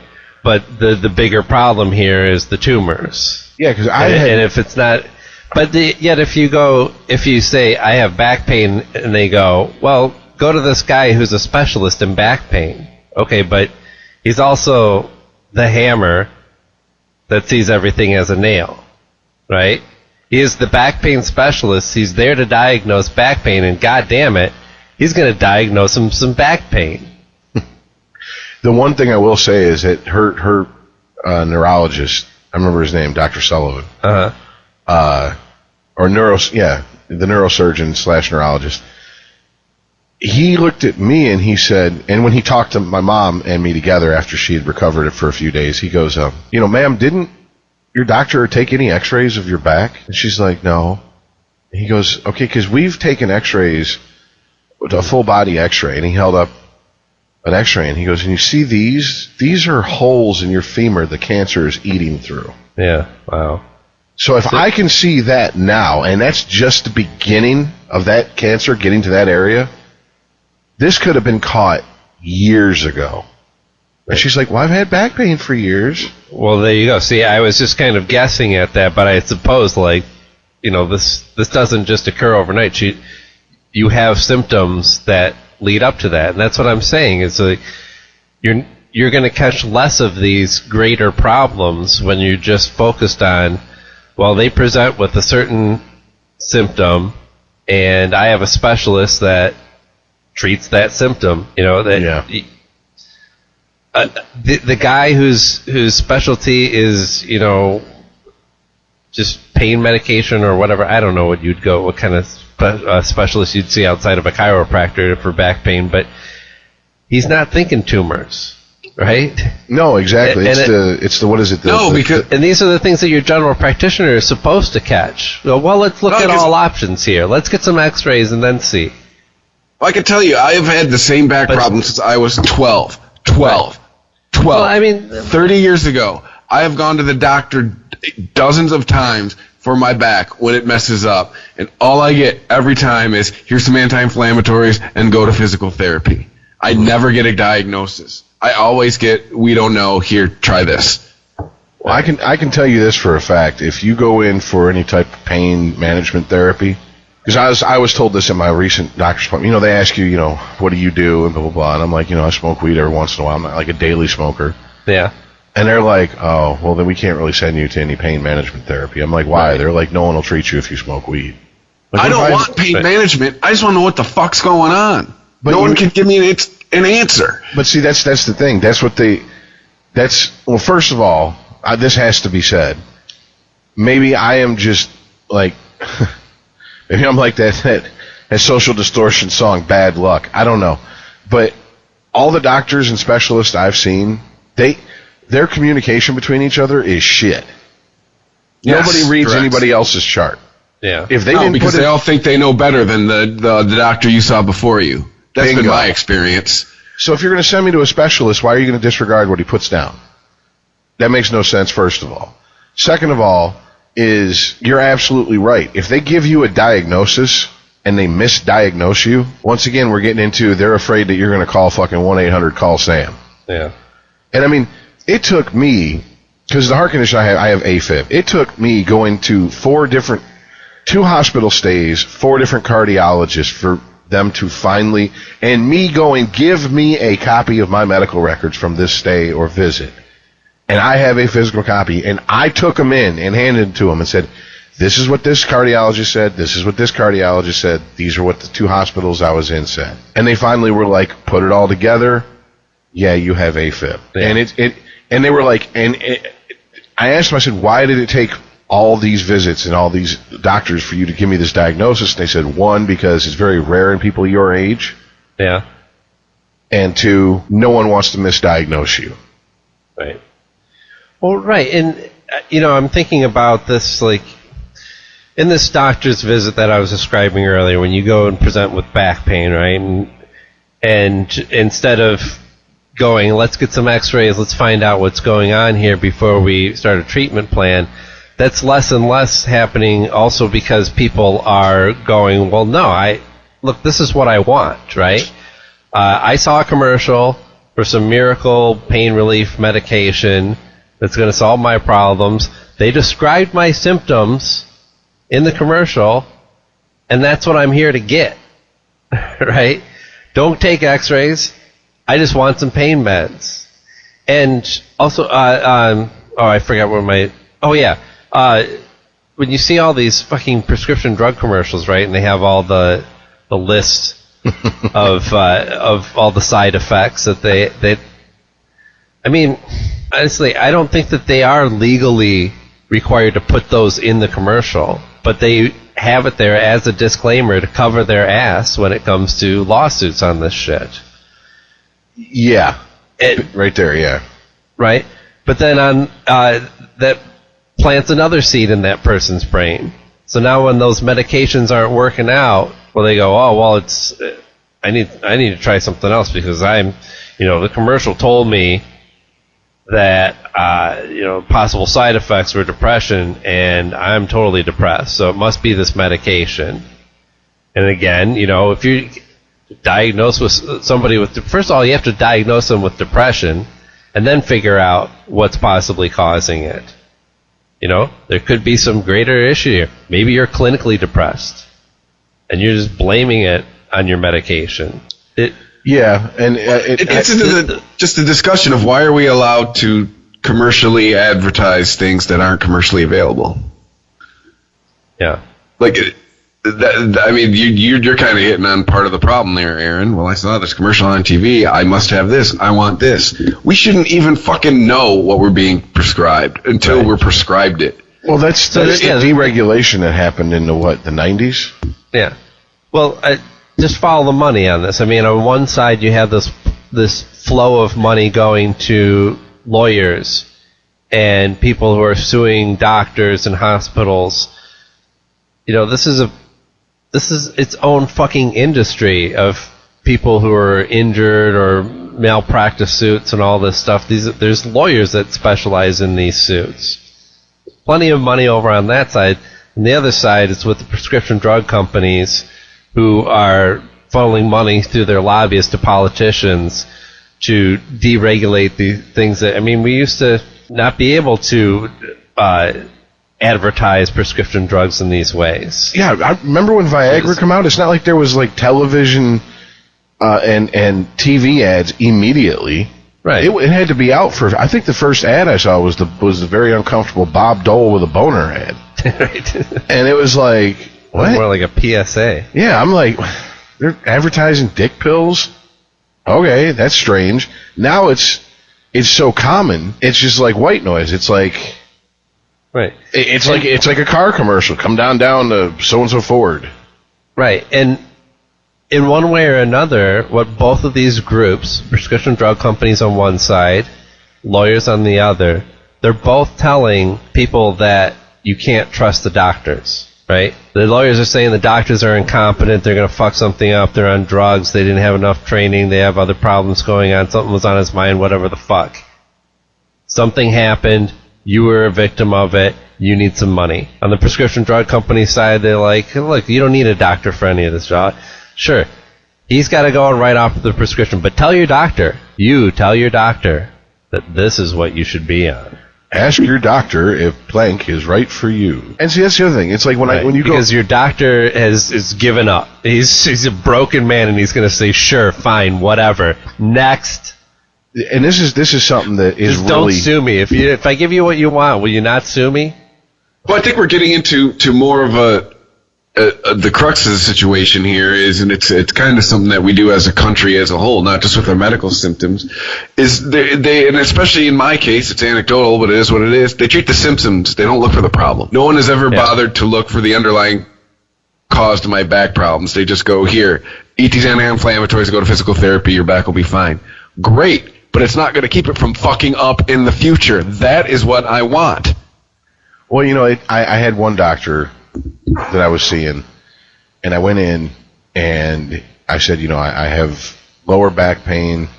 I've had different doctors say it's a sciatic nerve issue, blah, blah, blah. And he did something that he was the first doctor that I've told I had back pain to do, and he goes, have you ever had a back injury? And when I had to really think about that question, I'm like, you know, you say back injury, and I think like requiring surgery, you know, sprained something, slipped disc, something like that. And I was like, no, not really. He goes, nothing. When you were a kid, you never hurt your back? And I'm like, oh yeah, when I was like 10, I was climbing a tree, and I was out on a branch over the driveway, and the branch broke. And I fell about, 8 feet and slammed smack on my back. And he goes, and you don't think to tell me that that's a back injury? Like, well, it knocked the wind out of me. I couldn't breathe, scared the shit out of me for about a good, 10 minutes while I was trying to catch my breath. And then I was sore for a couple days after that. And he goes, and did you ever have back problems after that? And I'm like, yeah, there'd be days I'd wake up in the morning, I could hardly sit up. And he goes, and you don't, once again, think this is something you should tell me? And I'm like, I don't think, when you say back injury, I'm imagining myself in traction and back surgery and shit, you know? But this points out how poorly we are at self-diagnosing usually. It reminds me of like Loveline callers back in the day, and they'd be like, well, my boyfriend abused me, and so did my last boyfriend, and come to think of it, so did the guy before. What happened to you as a child? Nothing, totally normal, grow up middle America, white picket fence and all that. Your dad never hit you? Oh, yeah, but only when I asked for it. Your mom drank? Oh, yeah, but only on the weekends. Okay, well, let's start there. It's really hard to diagnose the situation that you're in. But now I'm coming at you, Rich. I've had the complete opposite experience. I've had people tell me, because this all started, it was in 7th grade, I had an overloaded backpack, I bent over, and I could not get back up. All right? I've told this to every doctor, and almost every doctor has told me, well, it's not because of that. It's because of something else. Like, really, motherfucker? This is like the ground zero of this whole thing, and it has nothing to do with that? Well, a lot of it, because you just reminded me of something. When I came in the house and told my mom what had just happened, her attitude was, did you break anything? Are you bleeding from anywhere? Then shut up and get out of my face. You're fine. And fast forward to today. You imagine if your 10-year-old son walked in and told you he just took an 8-foot fall out of a tree, flat on the concrete. He's going to the doctor. You're like, yeah, let's get you checked out. And I don't care. My parents pretty much tell me when I broke a rib and a toe that you're fine, and then come to find out later, getting X-rays, doctor's like, hey, did you know you broke a rib? And I just want to look at my parents and be, ha! I told you. Exactly. Back in 8th grade, you didn't fucking believe me. That's just and I guess that that's the type of shit I grew up with. That's my mindset. Well, unless it was like something catastrophic, then no, I haven't had any injury. But, I mean, I will say this, that anybody who has chronic pain, when you walk into a doctor's office these days, at least everybody I've talked to, we've all done this. You have to practice what you're going to say in your head. But you can't over-practice, because then it's going to sound like you're giving them a line of bullshit. You're like Spud trying to not get a job but still apply for one. Kind of, yeah. I mean, what I've learned to do is the first thing I fucking say is, look, the only thing that you people, meaning doctors, have agreed on is that this is nerve pain. Yeah. And I know that opiate-based painkillers aren't going to touch nerve pain. Right. I don't want any opiates.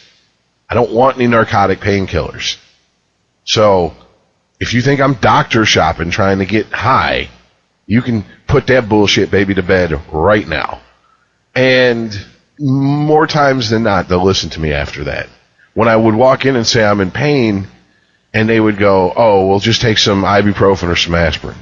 Mm-hmm. Well, doc, I'm taking fucking, you give me 800 milligram ibuprofen a prescription for, which I can get over the counter and pay like $5 for a bottle versus $30 at the fucking, at the Walgreens or whatever. And I'm eating those things by the handful. Like, I am 5 times over the daily recommended dose. Right. My stomach is garbage. I drink water and puke, So my liver is just an aspirin pill. With my drinking history, I don't even touch aspirin.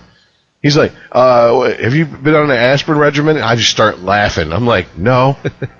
No, if I want to kill myself, I'll just stick a gun in my mouth. Thank you. Please, my liver probably looks like a piece of extra crispy fried chicken already. I don't want it to look like that mixed with a doorstop. You know what I'm saying? So I'm good here. Thank you, doc. And it sucks because you go to the doctor and you can't even, when you have to fucking plot out how you're going to bring up a subject to a doctor, to me that's an issue. And that issue is, look, this ain't on me. I've never been a big pill guy. The only pills I ever really liked were ecstasy. And this ain't 1983 in Texas, so I can't get pure uncut ecstasy from a doctor anymore. So you ain't helping me in that aspect. On top of that, with my heart condition, they're like, you're past the expiration date on that. I'm like, fuck. Why couldn't you tell me that with, like, the shrooms or something? This gets into kind of weird territory for me, because the idea of regulating doctors more, and certainly there's a lot of shady doctors out there that are just pill mills, that are doing things that are illegal, and there's others that or possibly causing harm, even not having to do anything illegal. You know, it's just whatever pharmaceutical company that took me out to dinner and paid for a golfing trip. That's I'm going to recommend their painkillers. But there's the other side of me where, like, if I believe that we should just legalize all drugs, and if somebody wants to go buy some crack, they should do it legally and kill themselves if that's what they want to do. You know, who am I to say that person can't do what they want with their own body? You know, and I kind of feel like if a person is that dead set on what they want from medication, well, is it really the doctor's job to stand in their way? I mean, certainly they're there to ultimately the idea of making that person healthier, but you can't make a person want to be healthier. Exactly. And I mean, I'm going to be brutally well, now you're honest. getting into the whole liability area, Aaron. Well, I'm going to be brutally and honest. I'm questioning how much liability like doctors should have and how much responsibility for this kind of stuff they should have. Well, I'm going to be brutally honest with you. When you walk into a doctor's office, when I walk into a doctor's office, I'll go that route. You know, the first thing they say is lose weight. Oh, okay. And Okay, I'll be back next week. yeah, you know, it's like if it was that easy, I'd fucking do it. There's like, Well, I got to take a shit, but other than that, what can we do right now? like there's certain realities of certain things I have to do to get through the day. And when I go in and I tell a doctor everything, they're like, well, you shouldn't do this. I'm like, then I can't get through my day. And you're offering me no other alternatives. Mm-hmm. I come in here every 3 months and you tell me the same shit and you send me out the door. And I literally said this in my last appointment. And he gave me a phone number to call. Oh, okay. Thanks. Okay. Call this number, drop 100 pounds. That's Yeah. how it works. I'm like, is it to a cocaine dealer? Is it to a meth dealer? I mean, what's going to happen with this phone call? And you call, and it's like a diet support line. And I'm like, really? Like, it's one step above a pre-recorded voice. You can do this. You are a strong person. And it's like, get the fuck out of here. Really? I mean, and then, when he goes, well, okay, you're tired all the time. Why are you tired all the time? I have sleep apnea. Okay, well, I don't do sleep studies, and I don't know who to refer you to, so I'm going to have to send you to an eye, ear, nose, and throat guy. So wait a minute. You're my general practitioner. You're going to send me to another doctor who's going to most likely send me to a sleep specialist who's going to send me to a sleep clinic, and then who's Gotta going to get those send copays, baby. and then he's going to send the results back to you. So I just did a big ass circle. This is what I'm going to do. And Big ass this is, circle where I spent a whole bunch of money. and this is why Cut to 6 months later. Rich, you have sleep apnea. yeah, that's what happened when I had too much money for any type of subsidized insurance, and I was paying out of pocket. That's why I went through $25,000 in a year, because I'm going to see all these fucking specialists, and at the end of it, they tell me what I already fucking knew, and I said, I've had sleep apnea since probably 2003. When my ex-wife goes, have you always stopped breathing in your sleep? And I'm like, I don't fucking know I'm asleep. You know better than I do. You tell me. And she's like, no, I've never noticed this before. I don't know. I'll try and pay closer attention next time. And then that's when I call the family and I'm like, hey, anybody in the family got like any sleep problems? And they're like, everybody in the family stops breathing in their sleep. They got what they call sleep apnea. And, this is the other thing. God, I love my family. They all do this. Oh, I could have told you that. Yeah, why didn't you? Yeah, right. Well, okay. This is not one of the. You can't use it because you didn't ask as a defense. Like, It's like the scene from The Wedding Singer when she's like, I didn't know if I really wanted to be married. He's like, once again, information that would have been helpful 6 months ago, not the night before we get married. I kind of got hostile with his family member because, when I told him, when I was telling them the story, they're like, oh, okay, so you're all depressed again and blah, blah, blah, blah. And I'm like, is it that much? I'm sorry I'm burdening you with my shit. How about I just don't fucking call you and talk to you anymore? Will that make you happy? No, because then you're going to bitch to the rest of the family that no one ever hears from Rich. no one ever hears from Rich. That's what you're going to say. While never picking up a phone to call me, by the way. Because in my family, the older you are, apparently the more broke your wrist is, so you can't pick up a phone. I don't know. It's like I get this shit from the doctors. Who knows your family history better than your own fucking family? And they're acting like they're the mafia, that they can't come up off of any information. Like Johnny Two Times is going to come visit him and I got to get the papers if they say something. It's like, get the fuck out of here. You got to call a family meeting and sit down with the DSM, whatever number they're on, and just go, okay, I'm just going to read page by page. Just raise your hand if you've experienced any of these symptoms. Well, it's, the AFib.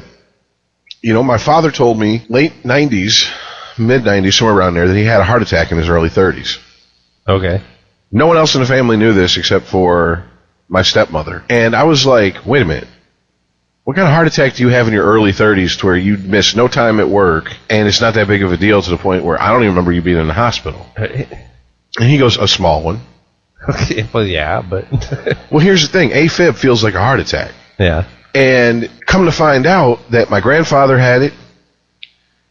And if you'd have talked to my grandfather before his Alzheimer's had kicked in, he'd tell you this story. Oh, I've had like 25 heart attacks. No, you haven't. You would not be breathing. Grandpa, you would be dead. I don't give a fuck how mean of a bastard you are. You would be dead after half those. And it wouldn't even probably take half that. It would not take 13 heart attacks to kill you. It'd take probably 3. Maybe 2 small ones. I'll give you 2 small ones, and the third one, that's it. Pull the plug. Mourners omit flowers. And my uncle goes, yeah. And then I went to the doctor, and I told him, and he goes, oh, you have AFib, and it probably runs in your family according to your family history. And I said, okay, so when were you going to tell me this? Because I've been telling you about the issues I've been having for the last 4 years now. And really, honestly, 6 is the first time I noticed it. It was 6 years ago, and it didn't happen for a year and a half. But I told my uncle about it, and he's like, oh, I have no idea what that is. Whole time he had been diagnosed with AFib. And he was just like, oh, I didn't think to put 2 and 2 together. I'm glad my family's a roadmap. Right. This is like the downside of what, Rich, you and I were talking about off air earlier, the stoicism of that generation. Mm-hmm. There's just things that you don't talk about. Exactly. They didn't bring home the war stories from World War II like people did in Vietnam. Yeah, and my uncle's very much he was a man born in the wrong generation. He would have fit right in with that World War II generation. Yeah. And he's softened up as he's gotten older. Like most people, once death starts sniffing a little bit closer to your ass, you start realizing, especially if you're religious, you got to try to buy your way into heaven. Mm-hmm. What's that Bill Cosby skit? I tell my kids, those people, my parents, are not the people that raised me. Those are old people trying to buy their way into heaven. That's what those people are. That is not how they were when I was your age. But it's just, I don't know. It's frustrating because I keep, you hear stories about how wonderful our medical system is and how people from all over the world come here. Then you talk to someone like Todd, and he goes down to Peru and he gets fucking what would have been like 5 figures worth of dental work done for like $700, and he's fine. He's perfectly fine. I have a friend. She's in Texas now. They went over and stayed for like a week in Mexico. She looked into a few medical procedures that would cost her literally out of her pocket, even with insurance, thousands and thousands of dollars. And she looked up the ratings and all this, and those doctors are just as capable in Mexico as the doctors here, and that dollar goes so much farther. Mm-hmm. And it's like, well, right? What the fuck is going on in this country that we can't even give? That Mexico's kicking our ass. Yeah. Well, right, because there's tiers to this too. I mean, it's kind of like somebody who is, maybe independently wealthy or just has great insurance that just covers everything that they need, and they're like, well, of course, we have the best medical system. Why would anybody go anywhere else? Like, sure, why wouldn't everyone drive a Mercedes or a BMW? Everyone, you're having car problems? Oh, you should have spent $60,000 on your automobile and bought a new one every 2 years. Exactly. And you wouldn't have these problems. Exactly. Like, sure, we have great doctors here. This is also where they can make money and live the way that they want to, right? There's a lot of... It's not because of something special that we've bred in our medical system that just produces great doctors. Well, it's These funny. are where the opportunities are. It's funny that this happened when it did, because I just watched the latest Roseanne episode, and it was called Netflix and Pill. And it was all about Darlene has no medical insurance. She has an English degree. She can't get a job writing. She can't even get freelance work. And one of Roseanne's friends is retiring from a local casino, and she's retiring with full health, vision, dental, all this shit, all these benefits. And Dan and Roseanne tell Darlene, you need to go work there. Because she puts the good word in for you, you get the job. And she's like, I don't want to dress up in a corset and look like a riverboat, you know, like a hooker from Westworld and shit, and serve drinks. And they're like, you have 2 kids with no medical coverage. You don't understand. You've been lucky so far. One catastrophe happens that could wipe you out. Mm-hmm. You got to do what you have to do for your family. Now, the other story in it was Roseanne and her pain pills for her knee, which has been like a recurring theme. Is, you know, her knee has been really messed up. And in this episode, they come out and they say her insurance wants her to pay, I think it was $3,000 for the surgery. Yeah. And they just don't have it.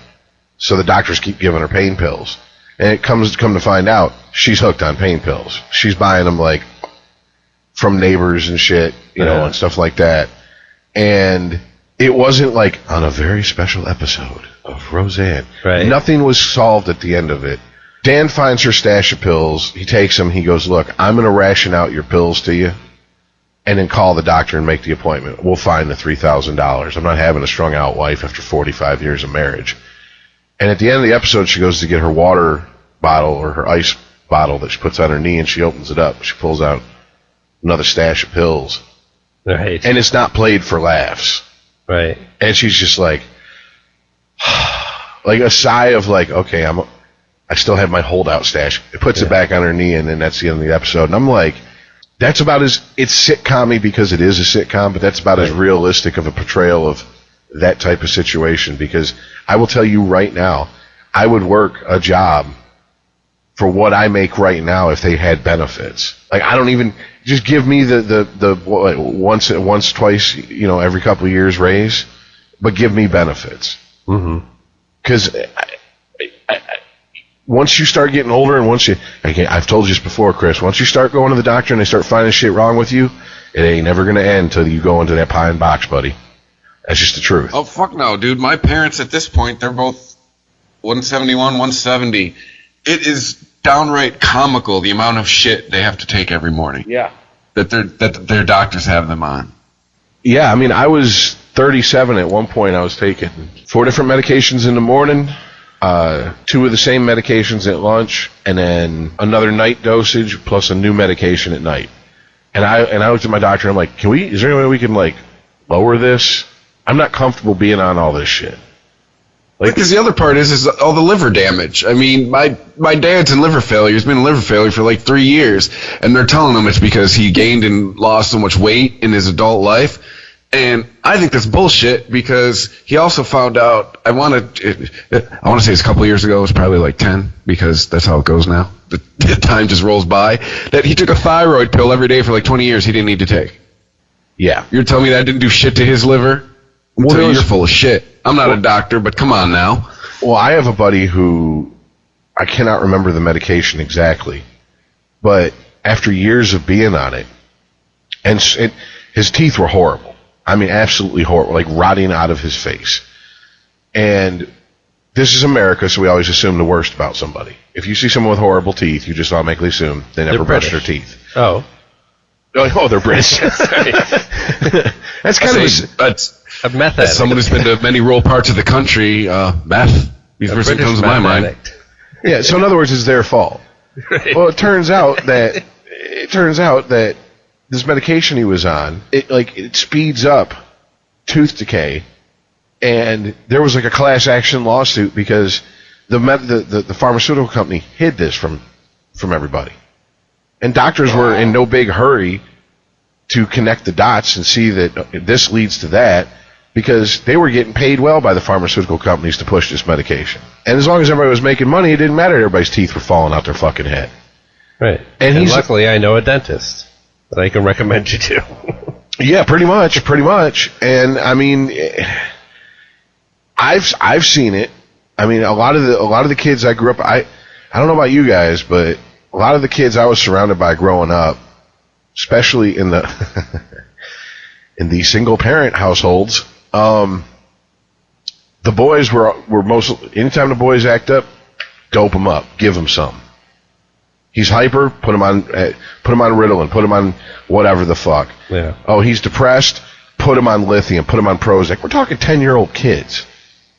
Your brain isn't even fully formed until you're in your, mid-20s, and we're putting them on psychotropic drugs like that? And we wonder why we have now a generation of people who fucking... Like, remember the hippies, when Jefferson Airplane put out White Rabbit? Yeah. The whole point of the song was, you gave us pills all our life growing up, and then you wonder why we take drugs when we get older. Fuck that. That's our generation. That should be our generation's theme song. Because I don't remember fucking hearing stories about kids being on Ritalin and antidepressants when my parents were children. No, but I mean, I don't know that the attitude has really changed that much. It's just the advancement and what we feel we can do about it. We feel like we have drugs that can solve these problems for us. There's a really famous This American Life story about a guy who had a lobotomy done to him, right? There was this doctor who would ride around in an old ice cream truck and literally perform what he thought were these miraculous, what do they call them? Basically, the procedure is he shoves an ice pick up your nose and severs the nerves between the two hemispheres of the brain and changes the way people think. Sounds like a fucking horror movie. Yeah. Seriously. Yeah. It's a frontal lobotomy. And they talked to people who had this shit done to them. And one of the guys was describing the story about, how he got to the place where somebody, he was a kid when he received this procedure. And this was, apparently a good idea to do this. His behavior was so out of control that was what they thought needed to be done. And but the behavior he describes is a teenage boy acting out, right? He's got a divorced family, dad remarries, fights with the stepmom. It was actually the stepmom's idea and her insistence that either that boy gets a lobotomy or I leave. I've read enough Grimm's fairy tales to not be shocked. Right. It's always the stepmom. So, I mean, yeah, now that it's readily available in pill form to control our children, we're more anxious to use that as an option. But I don't know. I think there's always been this kind of inbuilt desire to hamstring boys into a controllable version of themselves. Well, I mean, I know that it's... Well, now we have Me Too for that instead. Oh, right. We can just lob accusations at them and make them go away. No, look, I understand it's rough being a single parent, but I also understand that your kid is not a chemistry experiment. Mm-hmm. These things should be absolute last resort. This should not be the first line of offense in changing a behavior, is let's drug these kids up. And especially when you're putting kids on shit that they hesitate to put adults on these days. And I don't understand, a lot of it comes from we really didn't know the long-term effects of certain drugs and stuff. I mean, guys, it's only a couple hundred years ago that if you were depressed, they drill a hole in your head to let the demons out. That's right. I mean, watch a movie about the Civil War. There's no antiseptic, nothing's clean. They're just sawing people's legs and arms off, and they're like, here's some whiskey. Yeah. That'll help kill the pain. No, there was a story recently where they were talking about these skulls that they found. Well, they found the whole skeleton, but they were talking specifically about the skulls. And I mean, this was, I don't know, like a couple hundred years ago from when this body died. And they found all these, like, dime-sized holes around the skull. And they couldn't figure out, I mean, it wasn't like an entry wound or anything like that. Like, it was a precisely drilled hole in the head. Like, it had to have been for some, like, quote-unquote medical procedure. That reminds me, you remember the old HBO show, I think it only lasted for 2 or 3 seasons, called Rome? Yeah, I love that show. Okay, I never made it past the first couple episodes because one of the guys, when he had the head injury and his brain was swelled, they're like, we have to relieve the pressure. And so they strapped him to a table while he's wide awake and grabbed a fucking, like a crank drill and started going into his head. And I was like, I tap out. I'm done. I can watch a lot of shit, but when I had hernia surgery, I woke up during it. Yeah. I didn't feel any pain. Oh my god! You but I was terrified. My nightmare. Yeah, God damn. Exactly. And there was a movie that came out. Wait, were you like paralyzed, like aware but couldn't move or speak, or you were just like, "Hey, I'm awake over here"? This is exactly what happened. They wheeled me in, and I wasn't strapped down or nothing. Right. They said count back knocking your ass out. Count back from 100, and I remember getting to like 98, right, 97, and then because you got the good shit. Boom. And then all of a sudden, I open my eyes and I can hear sounds, and I'm seeing things, and I'm. It's kind of hard because I was looking straight up. I wasn't talking to Mike, and I'm looking straight up, and all of a sudden, I just see a head lean over, and eyes widen, and they got a mask on, and then I was back out. Okay. And did you hear the words? Oh shit! No, but I wasn't exactly. What do you call it? I could hear noises, but I couldn't make out what they were. I'm pretty sure it sounded like a typical operating room, like a monitor of some sort. But it was like waking up. You woke up in time to hear the doctor say, "I've seen hairy balls before, but Jesus Christ, hey, come over here and take a look at it. Grab the camera." But yeah, and then I woke up in the recovery room because it was ambulatory surgery. I went in at like 5 a.m. and I was out by like 4 p.m. And I'm sitting there, and they come in, they go, "What's your pain level?" I'm like, I don't know, like 7. They're like, okay. And she stuck something in my IV, and I rolled my head over to the side, and I looked at the clock on the wall, and I swear to God, it felt like I just closed my eyes, and I opened them up. 45 minutes went by, and I was like, I was just on the nod. That's what a nod feels like. Holy shit.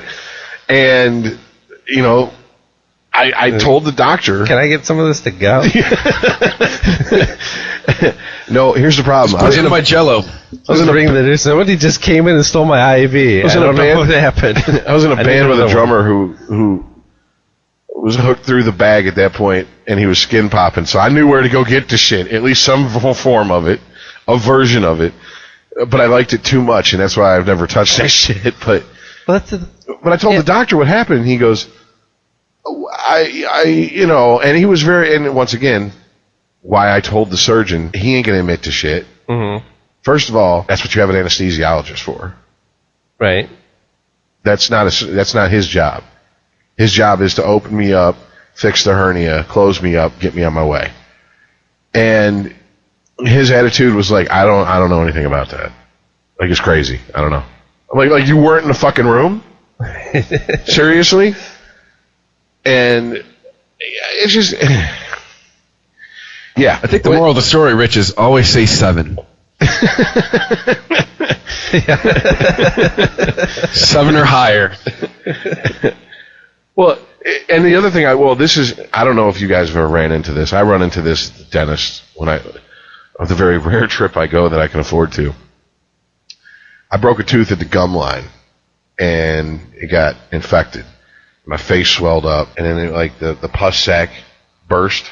Uh-huh. So I spent an hour spitting out bloody pus. It was draining from this, up here. Yeah. And once that was done, I said I should probably go to the doctor. Right.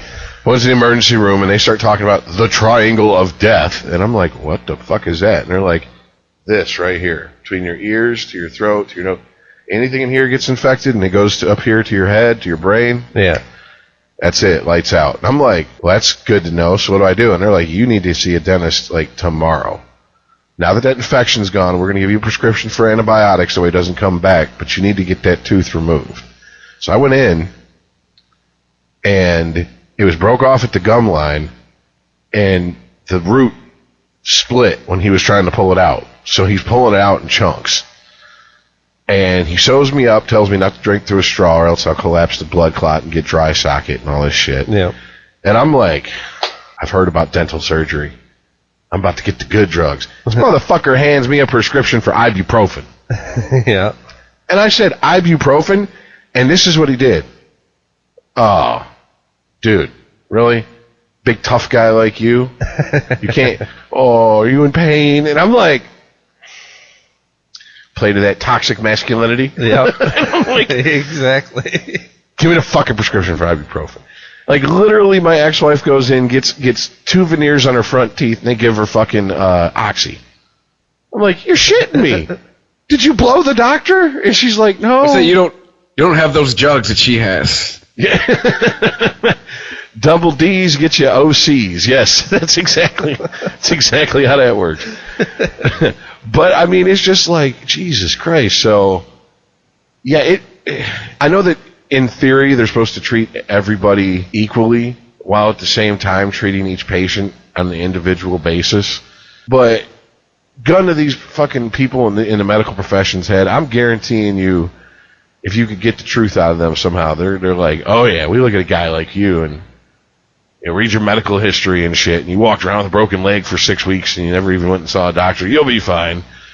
And then they see someone like my ex-wife and they're like, oh, because this one she was much younger, she was much more, boy, I hope she's not listening, svelte. Firm? Yeah. So, it's like, this little frail thing, we can't have her in pain. But yeah, it's good times. Yeah.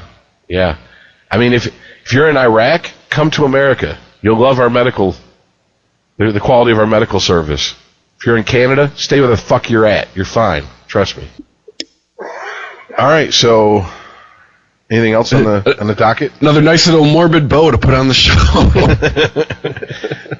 I was trying to think of something. Crossbones on it. I was trying to think of something light and short to go out on.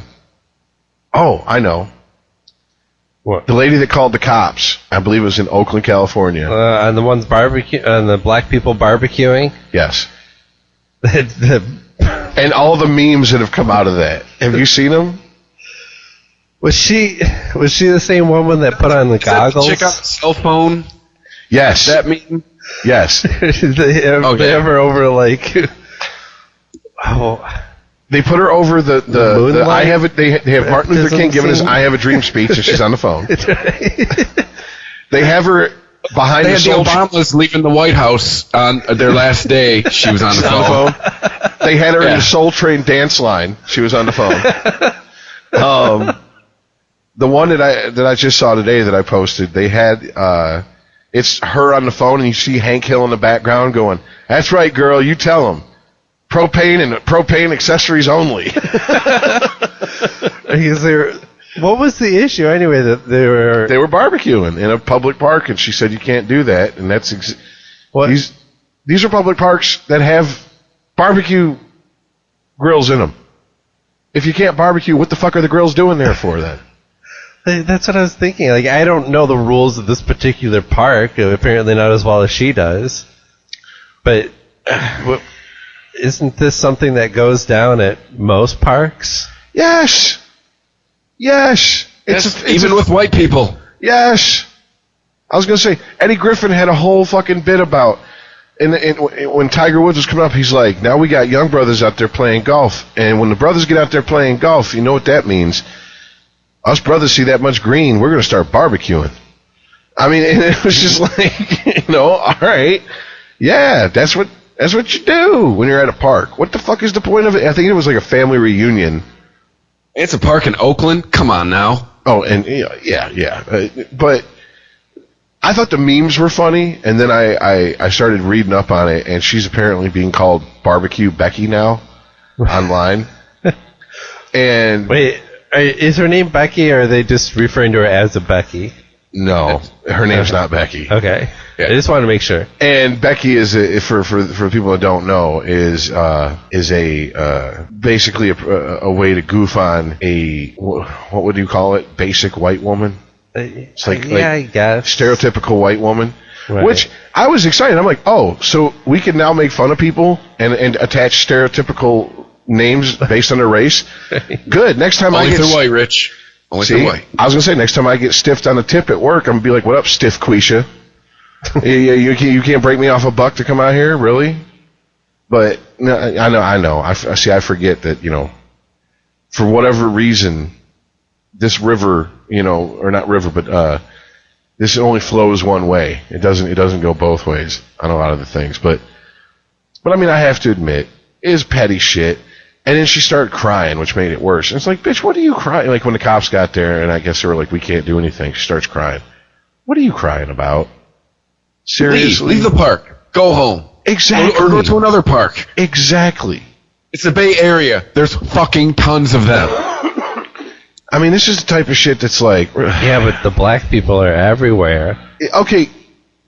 You know how I always say I didn't get a vote? Stupid Civil War. On shit that happened? Like that, like to say someone's a homosexual now is almost like calling them a fag. And I'm like, when did that happen? I don't remember voting on that. Can we take a vote right now on behalf of the white race and vote this bitch out of it? Like, Barbecue Becky, you're out of the white race. I don't know what the fuck you are. You and the redhead white girl with freckles who thinks she's black, and Sean King, Mr. Talcum X, can go hang out in your non-binary, whatever fucking racial shit you are. But you ain't white no more. Because this is just nonsense. Hey, speaking of which, have any of you seen The Rachel Divide yet? No, because my blood pressure's good and I want to keep it that way. Mandy watched it. What's the Rachel Divide? It's 2 hours of Rachel Dolezal saying "Poor Me." It's a 2-hour pity party. Oh Jesus! What is it, like it's a Netflix documentary or something, or what? Yes, it's on Netflix. It's a Netflix documentary. Yeah. Okay. Yeah, I had a person at work because I make no bones about it. I'm like, that's basically 21st century blackface is what she did. And the past that she gets from white people, I know, like the discussions I've had with a lot of my black friends, black people just in general about it, they're like, man, fuck that bitch. Oh yeah, it turns into the Paul Mooney joke. Everybody wants to be black until the cops show up. That's exactly what it was. Well, it's too. There was 10 minutes into it. It nailed it for me. I was done. I put my headphones in because, yeah, like you, Rich, I was like, yeah, my blood pressure can't take watching this whole thing. Like, I saw bits and pieces of it, but 10 minutes into it, there were two people that were from the NAACP in Spokane that pretty much nailed how I feel about it. It's not the fact that she's like, I'm a white chick and, I'm bringing up this crazy term, transracial and all this. It's about, and it's too bad Todd's not here, it's about authenticity. Every word that comes out of her mouth is now suspect. Well, and that's really the point that these people were railing on. Like, she did black people in Spokane more harm than good. Somebody put Barbecue Becky with Rachel Dolezal. Says, hello, police. On second thought, false alarm. Never mind. Yeah, there she is in front of Martin Luther King. Fucking Black Panther and all of Wakanda. Oh yeah, and then Soul Train. They got her. One of them, she's wearing the Infinity Gauntlet, and it just says Million Man March, and half of them are turning into dust, like from the Avengers. I'm just like, damn. But no, look. When we were growing up, didn't we goof on people who were like, yo, what up, homie? I'm a black man trapped in a white man's body. They made a whole fucking movie called White Boys about it, goofing on these people. Malibu's Most Wanted? Malibu's Most Wanted, yeah. Dude, I went to high school with all those fuckheads. Dude, that was every white dude in my high school, pretty much. And it was like, I'm so glad that growing up in as diverse environment as I did, that I had friends that said, don't be that guy. You're not that guy. Like, you're hood, but you don't have to act hood. You know what I'm saying? You don't have to play a character. Because that's what they said, stop I went to school But I went to school with the black people that fed these assholes egos. See, I went to school with the opposite of what you talked about. Well, I mean, it made them proliferate. You're walking around some milky white dude with one pant leg up. Like, get the fuck out of here. Well, I mean, look, I'm not going to lie. I did have issues with some, some people had issues with me, so I had issues with them. Or beef, as we called it back in the day when dinosaurs roamed the earth in the 90s. But that was just, we were never, me and that person were never going to get along in the first place. And it was just, why should I walk around, like, I had long hair, I wore combat boots, I played guitar. So if I'm walking around trying to be like, yo, what up, dog? I'm going to look awfully fucking silly. That's just all there is to it. I would be the most confused wigger on earth. Seriously. That's what I would look like. And for whatever reason, this bitch comes out and goes, I'm a black woman trapped in a white woman's body. And there's just this, yeah, that must suck. That's her truth. We have to accept it. What? That must suck. No, that's bullshit. Now, it's... And I've said this plenty of times. What most people think of when you say the term black culture is really not all that different from Southern culture. A lot of the same food. We use a lot of the same terms. I grew up, I had, auntie this, auntie that, Nana, Mama, all this stuff. And then a lot of my black friends, same thing. They use the same terms. Culture's not all that different. So if you say I identify more with, remember a few years ago when they had, I think it was called the Thanksgiving Clapback, started on Black Twitter, all the memes about like black families getting together at Thanksgiving. Okay. And it was like, it was a picture of Kim Kardashian drinking something, and they'll say, hey, Tanya, where's your boyfriend this year? Or, no, Tanya, did you lose another job? And it has Kim Kardashian's picture, and it'll be like, I don't know, Auntie so-and-so, did you lose another husband? That type shit, like, and then, the pictures of food and shit, and then white people joined in, and it was like a picture of ice. This is too spicy. And shit like that. I identified more with the black family, quote unquote, memes than the white family memes. But in no way am I going to walk around and be like, well, I'm black. Well, that'd be cultural appropriation now, anyways, Rich. So. Well, I mean, that's the thing. And Sean King, his ass. When it comes time to apply for college, he checks black. When it comes time to when he got arrested, you can bet his ass checked Caucasian real fucking quick. Now, which one is it, Talcum X? Well, what are you here? Because you can't have it both ways. And it's irritating because it's like, these people are fucking doing minstrel shows. Why are they not being savaged and ripped apart? Well, I don't know who Sean King is. If you saw a picture of, he's a social justice warrior, journalist. He's a white guy, but he's got like the lineup and the fade, and he's like, he writes for urban magazines, and he's doing his best, man. Looking at a picture of him, he looks like he really wants to be black. And he says he's black, but then his parents are white, and all this nonsense. And there's been arrest records and his college entrance records that have come up, and he claims different things depending on what situation. Your birth certificate says white. Your arrest record says black. Well, I mean, but there we go. This is that slippery slope that the whole choose your gender stuff has brought up, because, well, it doesn't matter what your birth certificate says.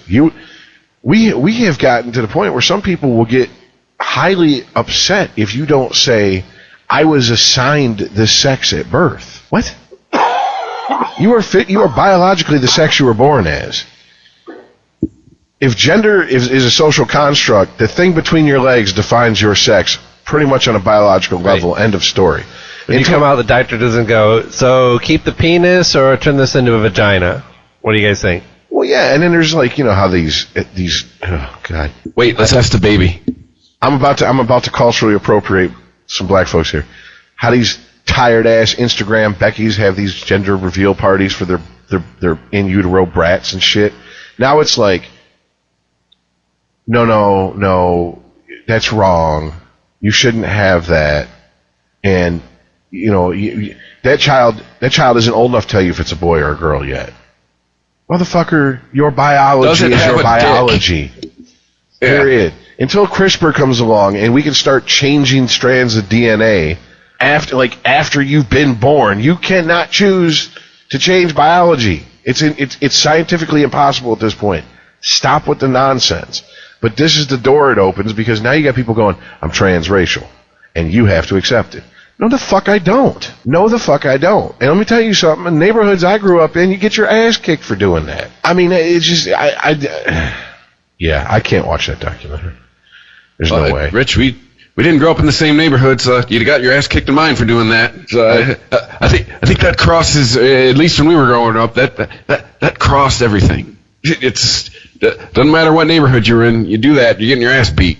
I mean, I don't know. Maybe it's because I didn't walk around so deep in a character that I was putting on a show that I got shown respect, because I had the balls to be myself in a situation where a lot of people would have fucking put on a show and acted like they're something they're not. But I was, and maybe this is toxic masculinity keeps coming up. I was taught you respect someone who has the balls to stand up and be different from the crowd. Because usually they're the most interesting people to talk to. I remember like a music class in 87 when I was in Florida, and they said, what's everybody's favorite song? And except for me and like maybe 4 or 5 other kids, everybody said Fight for Your Right to Party by the Beastie Boys. And I had no idea what the term sheeple was, but if I did at that point, I'd probably start batting at them like I'm fucking Maynard James Keaton. I've been like, bah, fucking sheep? Really? No one can think for them fucking selves? Really? This is everybody's favorite song? The worst Beastie Boys song. Yeah, no shit, right? I mean, if you're gonna go off of License to Ill, which was the only album out at that time, right? Hold It Now, Hit It, Slow and Low. I mean, there's a bunch better songs at Paul Revere, for fuck's sake. Everybody knew the lyrics to Paul Revere, even if you didn't have the fucking album. You knew the lyrics to Paul Revere. I mean, just fight for your right. I would even accept No Sleep Till Brooklyn. Judges will accept it. I'd take that one. I mean, if you're going to go with let the Beastie Boys rip off old Run DMC, that's the better of the two ones where they fucking did their best Run DMC impersonations, in my opinion. But yeah, that's, I don't know. It's just, once again, guys, this is why I say I just don't have, I'm not built for this world anymore. It's people bullshitting, and it doesn't matter what you do, it's what you say. Your actions mean nothing. If, God forbid, I use a term when we were growing up, it was the opposite, wasn't it? That's why I was always taught. It didn't matter what you talked, it was about what you did. If I'd have went into school talking a whole bunch of shit and not backed it up, I'd have been known as a bullshitter. Nowadays, that's a. Now you're brave. Brave. You're taking a stand. You're stunning and brave. And remember, guys, it's not their truth. They're speaking this truth, as if there's more than one. Well, this is I'm speaking to this truth. Okay. Well, what's your birth certificate say? That's the truth. There you go. What did the doctor say? When you're 40, if you got a finger up your ass, biologically you're a guy. Period. End of story. And that's, once again, that's not saying take anyone's rights away. If someone wants to transition, knock yourself out. I was telling Aaron, we were talking about this before the show. The internet's ruined me. Anytime I see a picture on half of the fucking pages I'm a member of on Facebook of a hot chick, I'm waiting for her dick to flop out. Like, I'm just like, okay, what's the catch here? So that's the world I live in. I automatically assume if you're a hot chick on the internet, there's a 50-50 chance you're a guy. So my horizons have been broadened. But yeah, it's, oh God. I wish Todd was here for the Rachel Dolezal thing. I really do. That would be interesting for his take on that. Do you think he would even sit through that documentary, man? No. I sent him an article, and he's like, I got like 5 paragraphs in. What did you get out of that article? And I just sent back, question, what did I get out of that article? Answer, not a fucking thing. And he's like, okay, so I thought I was missing something. I'm like, no, I'm just showing you how asinine shit can get. He's like, oh yeah, I'm quite aware. I'm like, okay. But Hey, Brendan on Chicks with Dicks. Cool. It's a progressive note to go out on. I mean, I guess, yeah. Yeah, sure. Why not? So, I guess this is just the part where I'll thank everybody for listening. You can hit us up on Twitter at unregimentedpod. You can email the show unregimented@christophermedia.net. Check us out every Saturday. We're on you're supposed to call it Apple Podcasts now, and we're on Google Play, or you just go to christophermedia.net. Check out Rich's new podcast. You gonna plug it again, Rich? Yeah, Nighttime Discussions with Ryan and Rich. But wait a minute, it's not iTunes anymore, it's Apple Podcasts? For the podcast, yes. It's iTunes for music. Right. But yeah, it's Apple Podcasts now for like the last 6 months. Okay. Alright, just checking. Yeah. Whatever Cupertino tells us we're supposed to call it this week. But hey, thanks for listening, everybody, and we'll see you next week. See ya. Later, guys.